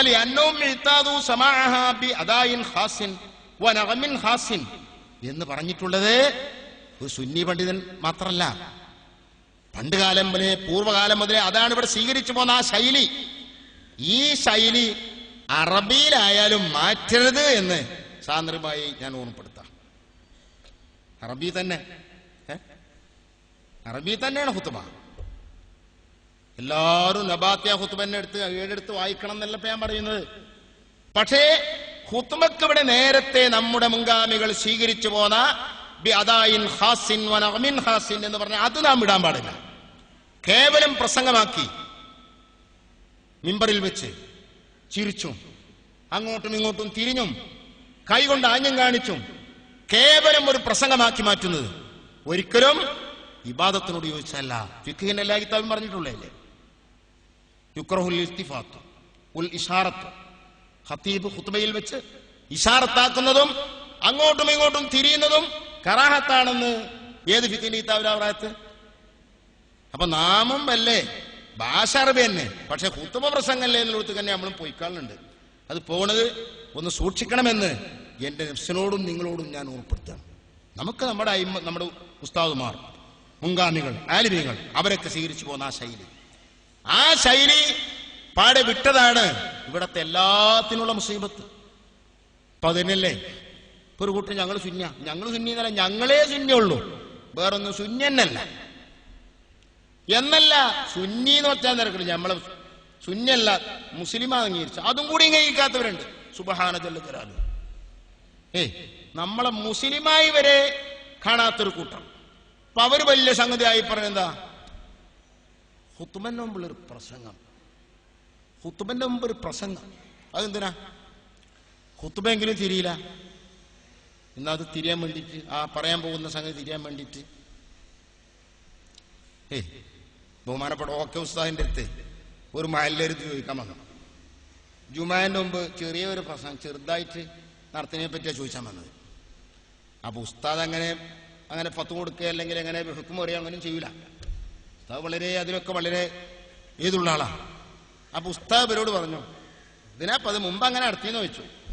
ഇല്ല, ഇപ്പൊ അങ്ങനെ കമ്മിറ്റിയിൽ വന്ന അഭിപ്രായമാണ് ഇവര്. അപ്പൊ ഉസ്താദ് വെച്ചു, പിന്നെ മുമ്പ് നടത്തിയത് അങ്ങനെ തന്നെ നടന്നാൽ പോരെ. അപ്പൊ ഈ സെക്രട്ടറിക്ക് അത് നടത്താനുണ്ട്. അപ്പൊ അയാൾ പറഞ്ഞു, അതിന് ഉസ്താദെ മുമ്പത്തെ മാതിരിയല്ല, നമ്മൾ എന്തെല്ലാം വിഷയം മഹല്ലിന്റെ കാര്യങ്ങളടക്കം ജനങ്ങൾ അറിയിക്കേണ്ട പ്രധാനപ്പെട്ട ഒരുപാട് വിഷയങ്ങൾ എന്തു പറഞ്ഞാലും ജനങ്ങൾ ഇരിക്കൂല. പ്രധാനപ്പെട്ട വിഷയം പറയാണ്ട് പറഞ്ഞാലും ജനങ്ങള് ഇരിക്കൂല. അപ്പൊ പിന്നെ അവര് കിട്ടണ സമയത്താണല്ലോ എന്ന് വെച്ച് ആ സമയത്ത് പറഞ്ഞാൽ അത് ഉപകാരപ്പെടും എന്ന നിലക്കാണ് കമ്മിറ്റിയിൽ അങ്ങനെ ചർച്ച വരാൻ കാരണം എന്താണ്. അപ്പൊ ഉസ്താദ് പറഞ്ഞു, നിങ്ങൾ പറഞ്ഞു വളരെ ശരിയാണ്, ആള് കിട്ടില്ല, ഒന്നിപ്പോ ഇരിക്കൂല. അപ്പൊ എനിക്ക് തോന്നാ നിസ്കാരം കഴിഞ്ഞ് 7 വട്ടം ഫാത്തിഹ, 7 വട്ടം ഇഖ്ലാസ്, മുഅവ്വിദത്തൈൻ, ഇതൊക്കെ 7 വട്ടം ഓതിപ്പോരാ. പിന്നെ നിസ്കാരം കഴിഞ്ഞ് സാധാരണ നമ്മൾ ചെല്ലണ ദിക്റുകൾ, സുബ്ഹാനല്ലാഹ് അൽഹംദുലില്ലാഹ് തുടങ്ങിയ ദിക്ർ, ലാ ഇലാഹ ഇല്ലല്ലാഹ് 10 വട്ടം ചെല്ലണ അഫ്ദൽ ദിക്ർ ചൊല്ലുന്നത്, ഇങ്ങനെ തുടങ്ങി പിന്നെ ദുആ, ഇതൊക്കെ ഇന്നിപ്പോ ജനങ്ങളൊക്കെ അസ്സലാമു അലൈക്കും വറഹ്മത്തുള്ളാഹി, അസ്സലാമു അലൈക്കും വറഹ്മത്തുള്ളാഹി ഒക്കെ നീച്ചു. അപ്പൊ നമുക്ക് ആ കൂട്ടത്തെ ഇതും ആദ്യത്തിലാക്കിയതിന്റെ ആവശ്യം. ഏതു ആദ്യം തന്നെ ഈ ജനങ്ങൾക്ക് പോയിക്കോളൂല്ലോ. ജനങ്ങൾ പോയാൽ പിന്നെ അതിനെ അവരവരെ കിട്ടൂല. അപ്പൊ എന്ത് ചെയ്യാ, ജനങ്ങൾ പോണതിന് മുമ്പ് തന്നെ ഇക്കാര്യങ്ങൾ നടക്കാൻ വേണ്ടി ബാങ്ക് കൊടുത്തേക്ക് തന്നെ ആദ്യം എന്താക്കുക, സുബ്ഹിയ്യാത്തും ചൊല്ലുക, പിന്നെ 33 വട്ടം സുബ്ഹാനല്ലാഹും ചൊല്ലുക, അൽഹംദുലില്ലാഹും ചൊല്ലുക, അല്ലാഹു അക്ബറും ചൊല്ലുക, അഫ്ദലുൽ ദിക്റും ചൊല്ലുക, നല്ലൊരു ദുആയും നടത്തുക. പിന്നെ നിൽക്കാനായി ഞാൻ പോണോല് പോയിക്കോട്ടെ. അപ്പൊ അവർക്ക് മനസ്സിലായി ഇത് നമ്മളെ വെച്ചതാണ്. അത്രേ പറഞ്ഞോളൂ ഉസ്താദ്. അത് പറ്റുമോ ചോദിച്ചു. അതുപോലെ ഒന്നും ഇടില്ല. എന്നാ അതേമാതിരി തന്നെ അതും അത് കഴിഞ്ഞ് ചെയ്യേണ്ടതാണ്, അതപ്പം തന്നെ ചെയ്യേണ്ടത്. എന്നുപോലെ ഖുത്ബ എന്ന് പറയുന്നത് അതാ അതിന്റെ സമയത്ത് ചെയ്യേണ്ടതാണ്. അതിന് മുമ്പ് പിന്നെ അങ്ങനെ ഒരു പ്രസംഗമല്ല. കണ്ടങ്ങള്, അത് മതി. തോനെ ഏതല്ല നമ്മളിങ്ങനെ പോകുന്ന തുഴഫ് മറിച്ച്, നിഹായ മറിച്ച്, മൗനി മറിച്ച്, അവിടുത്തെ അസഹുമായൊരു സഹീന്റെ മുക്കാബിലുണ്ടല്ലോ, അല്ല സഹീന്, അതൊന്നും പറഞ്ഞുണ്ടാക്കേണ്ട ആവശ്യമില്ല. ഈ ഒറ്റ ചോദ്യം എനിക്ക് വളരെ ഇഷ്ടപ്പെട്ടു. ഞാനൊരു നിക്കാഹിന് പോയി, ഒരു സ്ഥലത്ത് നിക്കാഹിന് പോയി. നിക്കാഹിൽ ചെന്നപ്പോ അവിടുത്തെ ഖത്തീബുണ്ട്, ഒരു പഴയ മനുഷ്യനാണ്. ഞാനവിടെ എന്നെ ക്ഷണിച്ചത് പ്രകാരം പോയതാ. നിക്കാഹിന്റെ ആളൊന്നും ഞാനല്ല. ചെന്ന് നോക്കുമ്പോ എനിക്കും തന്നെ അവിടുന്ന് കൈശലാണെന്ന് തോന്നിപ്പോയി. എന്തുകൊണ്ട്, പ്രസംഗിക്കാൻ ഒരാളെ ഈ പെണ്ണിന്റെ ബാപ്പ ഒരാളെ കൊണ്ടു നിർത്തിയില്ല. ഖുത്ബ പ്രസംഗം നടത്തല, എന്താണ് നിക്കാഹിന്റെ പ്രസംഗം നടത്താൻ. അപ്പൊ ഖുത്ബന്റെ മുമ്പ് ഒരു പ്രസംഗം നടത്താനാണ്. അപ്പൊ ആ സദസ്സിന്ന് ഇന്നേറ്റ് പോന്നാൽ അവിടെ അങ്കോലപ്പെടും. പോരാതെ ഇരുന്നൂർക്ക് എനിക്ക് പറ്റൂല.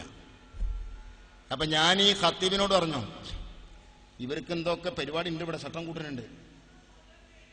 അപ്പൊ അയാൾ പറഞ്ഞു, നിങ്ങളവിടെ ഇരുന്നോളി, ഒന്നും ഇവിടെ നടക്കൂലാറുണ്ട്, അതൊന്നും ഇവിടെ നടക്കൂലാറുണ്ട് അയാൾ.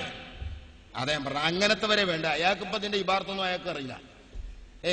നമ്മളെ ഇബാർത്തൊന്നും അയാൾക്കറിയില്ല. അയാൾക്കാരനും ഒരു അറിവുണ്ട്. ആ അറിവ് വെച്ചിട്ട് അയാൾ പറഞ്ഞു, അതൊന്നും ഇവിടെ നടക്കൂലാറുണ്ട്, നിങ്ങളവിടെ ഇരിക്കുകയാണ്.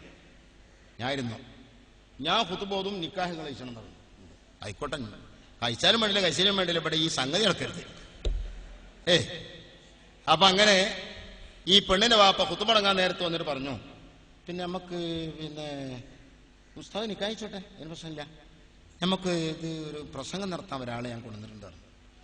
അപ്പൊ ഇയാൾ നീച്ചു നിന്നിട്ട് ആ ഒരു ടീഫോയിമൊരു അരടിയും കൊടുത്തിട്ട് പറഞ്ഞു, പിന്നെ ഈ ഒരു കാര്യം മനസ്സിലാക്കണം, അന്റെ ബാപ്പ എന്റെ ഉമ്മാനെ കെട്ടിയ അന്ന് നിക്കാഹ് പകർത്ത ആളാ ഞാൻ.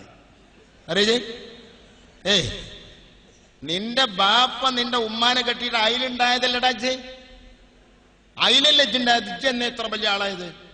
അതുകൊണ്ട് ആ നിക്കാഹിന് ഞാനാ ഖുത്ബ ഓതിയത്, ഞാനാ നിക്കാഹ് നടത്തിയത്. അന്ന് നടന്ന ഖുത്ബ ആ നിക്കാഹ് ഇവിടെ നടത്തും, അല്ലാത്തൊന്നും ഇവിടെ നടക്കൂല, ചെറുകാണ പോകുന്നത്. എല്ലാ തുഴഫിയും നിഹായൊക്കെ പറ്റി തന്നെ വിട്ടു. ഇതില്ല. അപ്പൊ ഞാൻ പറയുന്നത്, ഇങ്ങനൊരു ചങ്കൂറ്റം ഖത്തീബൂർക്കൻ ഉണ്ടായാൽ പിന്നൊന്നും നടക്കൂല. ഇയാളെ ഒരു വർത്താനമില്ല. മൗലവി വന്ന പോയ ബൈജും കണ്ടില്ല. പ്രസംഗിക്കാൻ ആളെ കൊടുന്നതാ. അപ്പൊ ഞാൻ പറയുന്നത്, ഇതിനെ ഒരു തണ്ടുണ്ടായാൽ മതി. അതുകൊണ്ട് ഇന്ന് ഈ പറയുന്ന ഖുത്ബ മാതൃഭാഷയിലാകണം, അല്ലെങ്കിൽ ഖുതുബയുടെ മുമ്പ് ഒരു പ്രസംഗം. ഇതൊന്നും എല്ലാം നമ്മൾ നേരത്തെ പറഞ്ഞ ഒറ്റ മാനദണ്ഡം അളവ് മതി. ഖുതുബയുടെ മുമ്പ് പ്രസംഗം നടത്തുക എന്ന് പറഞ്ഞാൽ, ഞാൻ ഓർക്കുന്നു പണ്ട് സമസ്തകരൊക്കെ ആകുന്നതിന് മുമ്പ് മലപ്പുറം ജില്ലാ ജമിയത്തുലമയിൽ, അന്നത്തെ ജില്ലാ ജമിയത്തുലമയിൽ ഞാനും മെമ്പറാ. മിക്ക യോഗങ്ങളും പട്ടിക്കാട് ജാമിഅ നൂരിൽ വെച്ച്, അല്ലെങ്കിൽ ചമ്മാട് പഴയ പള്ളിയുടെ അവിടെ വെച്ച് ഇങ്ങനെയൊക്കെ നടത്തി. അപ്പൊ ജാമിയയിൽ വെച്ച് നടന്ന യോഗത്തിൽ ബഹുമാനപ്പെട്ട വൈലത്തൂർ വാംസുലേർ രചിച്ച ഖുതുബ പരിഭാഷയെക്കുറിച്ച് എഴുതിയ റിസാല പ്രസിദ്ധീകരിക്കുന്നത് സംബന്ധിച്ച് അതിന്റെ മുമ്പത്തെ യോഗത്തിൽ ചർച്ച ചെയ്തിരുന്നു. അപ്പൊ അത് ഉസ്താദുമാർക്ക് വായിച്ച് കേൾപ്പിച്ചതിന് ശേഷമേ അത് അങ്ങനെ പുറത്തിറക്കിക്കൂടൂ എന്ന് അന്നത്തെ യോഗം തീരുമാനിച്ചു. അപ്പൊ രണ്ടാളുകളെ വായിച്ച് കേൾപ്പിക്കാൻ തീരുമാനമാക്കി. ഒന്ന് കരിങ്ങപ്പാറ ഉസ്താദിനെയും മറ്റൊന്ന് നരമർദൂർ ബീരാൻകുട്ടി മുസ്ലിയാരെയും. ഈ രണ്ടുപേരെയും വായിച്ച് കേൾപ്പിക്കുന്നതിൽ ഒരാളാണ് ഞാൻ.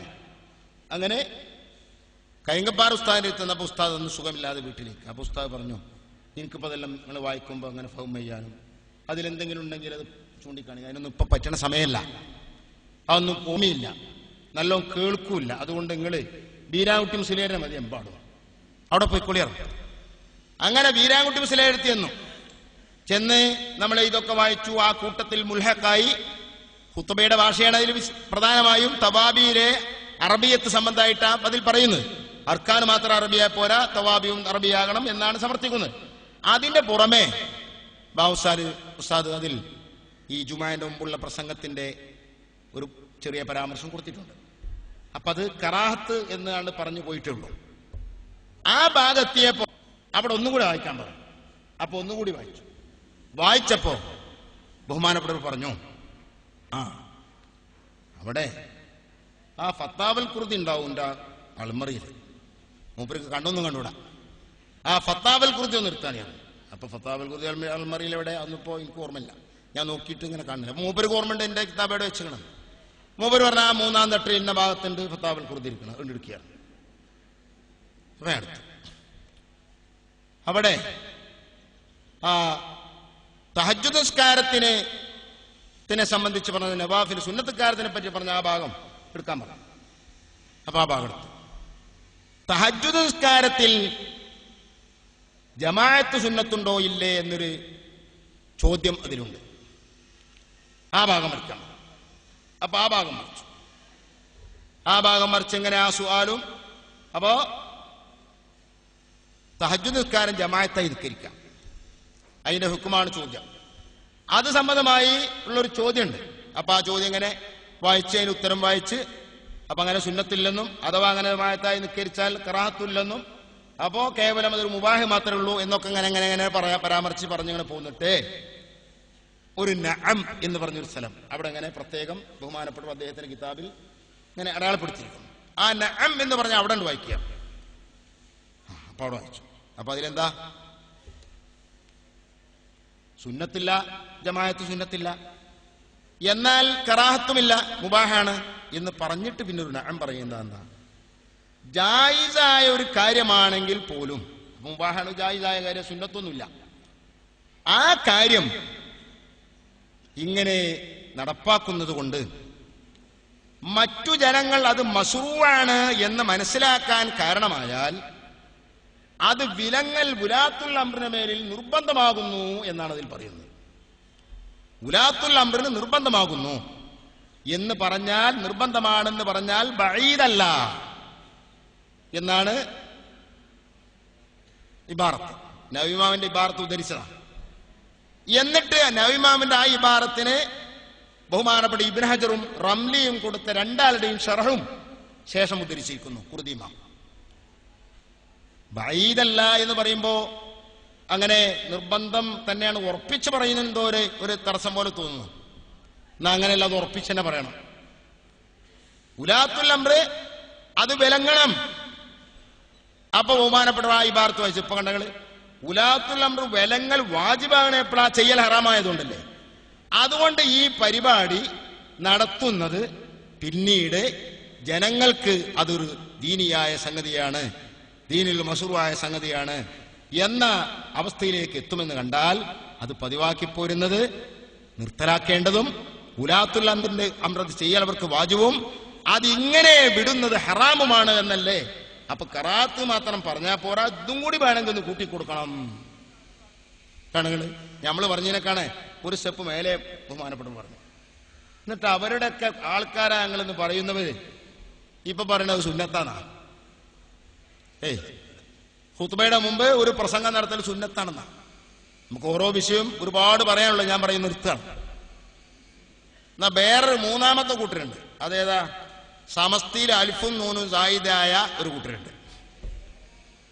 സമസ്തിയിൽ അൽഫും നൂനും സായിദായി ബഹുമാനപ്പെട്ട ബാപ്പു സിലാർ അള്ളാഹു തആല ആഫിയത്തും നിറാശം കൊടുക്കട്ടെ, മൂപ്പര് പറഞ്ഞു അത് സായിദായ അൽഫും നൂനാണ്, സർഫാവൂല. അതുകൊണ്ട് പണ്ടത്തെ ആ സ്ഥലത്തിന് എപ്പോഴും നിൽക്കുള്ളൂ, ഓടുന്നുണ്ട് മുൻസരിഫാവൂല. അതെന്നോ വൈർ മുൻസരിഫായിരുന്നു നിൽക്കും. അങ്ങനത്തെ ഒരു കൂട്ടരുണ്ട്. ഇങ്ങനെ തിരിഞ്ഞില്ലേ സമസ്ഥാന ദാസാനം. ഈ കൂട്ടർക്ക് ഖുത്ബ എങ്ങനെയായാലും വേണ്ടില്ല, ജുമാന് മുമ്പ് പ്രസംഗിച്ചാൽ വേണ്ടി എങ്ങനെയാലും അതിലൊന്നും ഒരു പ്രശ്നമില്ല. മൈക്ക് ഉപയോഗിക്കാൻ പാടില്ല. ഞാൻ പറഞ്ഞു പോയത് അതൊക്കെ അങ്ങനെ പറഞ്ഞപ്പോ അതിന്റെ ഇരുത്തുകൂടെയാണ് പോയപ്പോ അവിടെ കടന്നു പോയത്. മൈക്ക് ഉപയോഗിക്കാൻ പാടില്ല. മൈക്ക് ഉപയോഗിക്കാൻ പാടില്ല എന്ന് പറയുന്നത് അത് മൈക്കിലാണ്. അതാ രസം. ഈ മൈക്ക് വെച്ചിട്ട് പറയാ മൈക്ക് ഉപയോഗിക്കാൻ പാടില്ല, ഖുത്ബക്ക് മൈക്ക് പാടില്ല, ജുമാക്ക് മൈക്ക് പാടില്ല, നിക്കാരത്തിന് മൈക്ക് പാടില്ല. എന്താ പാടില്ല? അത് സദയാണ്. കൂട്ടർ സദന്റെ ധൈര്യവും പഠിച്ചിട്ടില്ല. ബഹുമാനപ്പെട്ട കണ്ണിയത്ത് ഉസ്താദ് അല്ലാഹു തആല അവിടത്തേക്ക് സ്വർഗീയമായ ജീവിതം നൽകുമാറാണ്. അവരെയും നമ്മളെയും ജന്നാത്തുൽ ഫിർദൗസിൽ ഒരുമിച്ച് കൂട്ടി. മഹാനവറുകൾ വേങ്ങരയിൽ വെച്ച് ഇവരുടെ ഈ വാദത്തിനെതിരിൽ ഒരു പ്രസംഗം നടത്തി. ഞാൻ ഓർക്കുന്നത് മുത്തഅല്ലിമ പ്രസംഗത്തിന് മുമ്പ്, മഹാനവരുടെ ഹാൽ അങ്ങനെയാണല്ലോ, പ്രസംഗം തുടങ്ങുന്നതിന് മുമ്പ് പള്ളിയിൽ വന്ന പാടെന്ന് ജനങ്ങളോടൊക്കെ ഇരിക്കാൻ പറഞ്ഞു. നിസ്കരിക്കാൻ തുടങ്ങാൻ പോവുക, ജനങ്ങളോട് ഇരിക്കാൻ പറഞ്ഞു. അപ്പൊ ജനങ്ങളൊക്കെ ഇരുന്നു. ലൗഡ് സ്പീക്കറിനെ പറ്റിയൊന്ന് പറയേണ്ടതാണ്. അത് പ്രസംഗത്ത് പറയാനുള്ളതാ, പക്ഷെ മൂപ്പർക്ക് അത് പെട്ടെന്ന് പറയട്ടെ.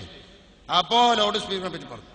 അങ്ങനെ പറഞ്ഞുകൊണ്ടിരിക്കുമ്പോ ഹൈദർ സുംസിലേര് വന്നിട്ട് പറഞ്ഞു, ബാങ്ക് വിളിക്കാനായി, ഇനിയിപ്പൊ നിർത്തിയേക്ക, ഇനി അവിടുന്ന് പറയാറുണ്ട്. അപ്പൊ നിർത്തി. ഇത് ബാങ്കോ കഴിഞ്ഞ് നിൽക്കാരും കഴിഞ്ഞ് സ്റ്റേജിലെത്തിയപ്പോ മൂപ്പര് ഇവിടെ പറഞ്ഞതിന്റെ വാക്യ പിന്നെ അവിടുന്ന് വലോ സുല്ലിമാഞ്ഞ് സതയെന്ന് വെച്ചാൽ തന്നെ അറിഞ്ഞു തുടക്കം തന്നെ. അപ്പൊ എന്താ ഇവിടുന്ന് പറഞ്ഞ് ഇത് സതയാണെന്ന് പറയുന്നത് ഒരിക്കലും സതയല്ല. സദന്റെ താരീഫ് ഷർഹുൽ മവാഖിബിൽ സയ്യിദു ഷരീഫുൽ ജുർജാനി പറഞ്ഞിട്ടുള്ള താരീഫ് ഇതാണ്. ആ താരീഫ് പ്രകാരം ഒരിക്കലും ഇത് സതയല്ല എന്നാണ് മാരുവിക്കാരത്തിന് മുമ്പ് സമർത്ഥിച്ചത്. മാരുവിക്കാരൻ കഴിഞ്ഞിട്ട് സ്റ്റേജിൽ വെച്ച് മുമ്പ് പറയാ വല ഉസുല്ലിമ, ഇനി സദ എന്ന് വെച്ചാൽ തന്നെ ഞാൻ മാട്ടൂർ പള്ളിയിൽ ഖുത്ബ ഓതിയപ്പോ സദ ഉണ്ടായല്ലോ. എന്നിട്ട് എന്റെ ഖുത്ബ ശരിയല്ല എന്ന് ആരാ പറഞ്ഞു? ലോകത്തൊരാളും പറഞ്ഞിട്ടില്ല. കണ്ണിയത്തിന്റെ ശൈലിയാണ്. അപ്പൊ സദയാണെന്ന വാദത്തെ ഖണ്ഡിച്ചു പോയി, എല്ലാരും ഖണ്ഡിച്ചു. ഇപ്പൊ അവിടുന്ന് വിട്ടു. സദ എന്നുള്ള വാദം ഇപ്പൊ പറയണില്ല. അതിന്റെ വലിയൊരു മൂല്യർ എന്നോട് ചോദിച്ചു, അല്ല നിങ്ങളിപ്പോ ഈ സ്പീക്കറിൽ പറ്റുമെന്നാണ് പറയണ്ടായി. അപ്പോ ഈ സ്പീക്കറിൽ പറ്റുമെങ്കിൽ ഒരു 3-4 പള്ളികൾക്ക് ഒന്നായിട്ട് കണക്ഷൻ കൊടുത്ത് ഏതെങ്കിലും ഒരു സ്ഥലത്ത് വെച്ചൊരു ഖത്തീബാണ് ഖുത്ബ ഓതിയാൽ എല്ലായിടത്തും ഖുത്ബക്ക് അതുപോലെ സ്പീക്കർ പറ്റുമെങ്കിൽ. കാരണം ഖത്തീബിനെ കാണൽ ഷർത്താന്ന് ഒരു ഇത്താവരും പറഞ്ഞില്ല. ഖത്തീബിനെ കാണൽ ഷർത്താന്ന് പറഞ്ഞില്ലല്ലോ. അവർ 4 പള്ളികൾക്ക് ഒറ്റ ഖത്തീബായിട്ട് അയാളെ നിന്നു 4 പള്ളികളിലേക്കും ഇങ്ങനെ കാര്യം വെച്ചു കൊടുത്തു. ഇയാൾ ഒരു സ്ഥലത്ത് നിന്ന് ഖുത്ബ ചെയ്തു. എന്നാ ലൗഡ് സ്പീക്കർ പറ്റും എന്നനുസരിച്ച് ഈ ഖുത്ബക്ക് നിസ്കാരം ചെയ്യാണ്ട് വെച്ചു. അപ്പൊ ഞാൻ പറഞ്ഞു, ഉസ്താദെ വലിയ മൂല്യരാ. അവരോട് ഞാൻ പറഞ്ഞു, ഇതിനിപ്പോ സ്പീക്കർ വേണ്ട, വലിയ ശബ്ദമുള്ള ആലി സൗത്തായ ഒരാള് ഒരേ സ്ഥലത്ത് വെച്ചാണ് ഒറ്റ ഖുത്ബാണ് ഓതി, അത് 4 പള്ളികൾ കേട്ടു. എന്നാ പറ്റു വെച്ചു. അവിടെ പറ്റുന്നാ പറയണേ, എന്നാ ഇവിടെയും പറ്റും. പറ്റൂലേ? എന്നാ ഇവിടെയും പറ്റൂല. ഇതെല്ലാം മൈക്കും തൊള്ളോണ്ടല്ലോ, അവർ ഫർക്കില്ലായിരുന്നു. പിന്നൊന്നുമില്ല, കഴിഞ്ഞു.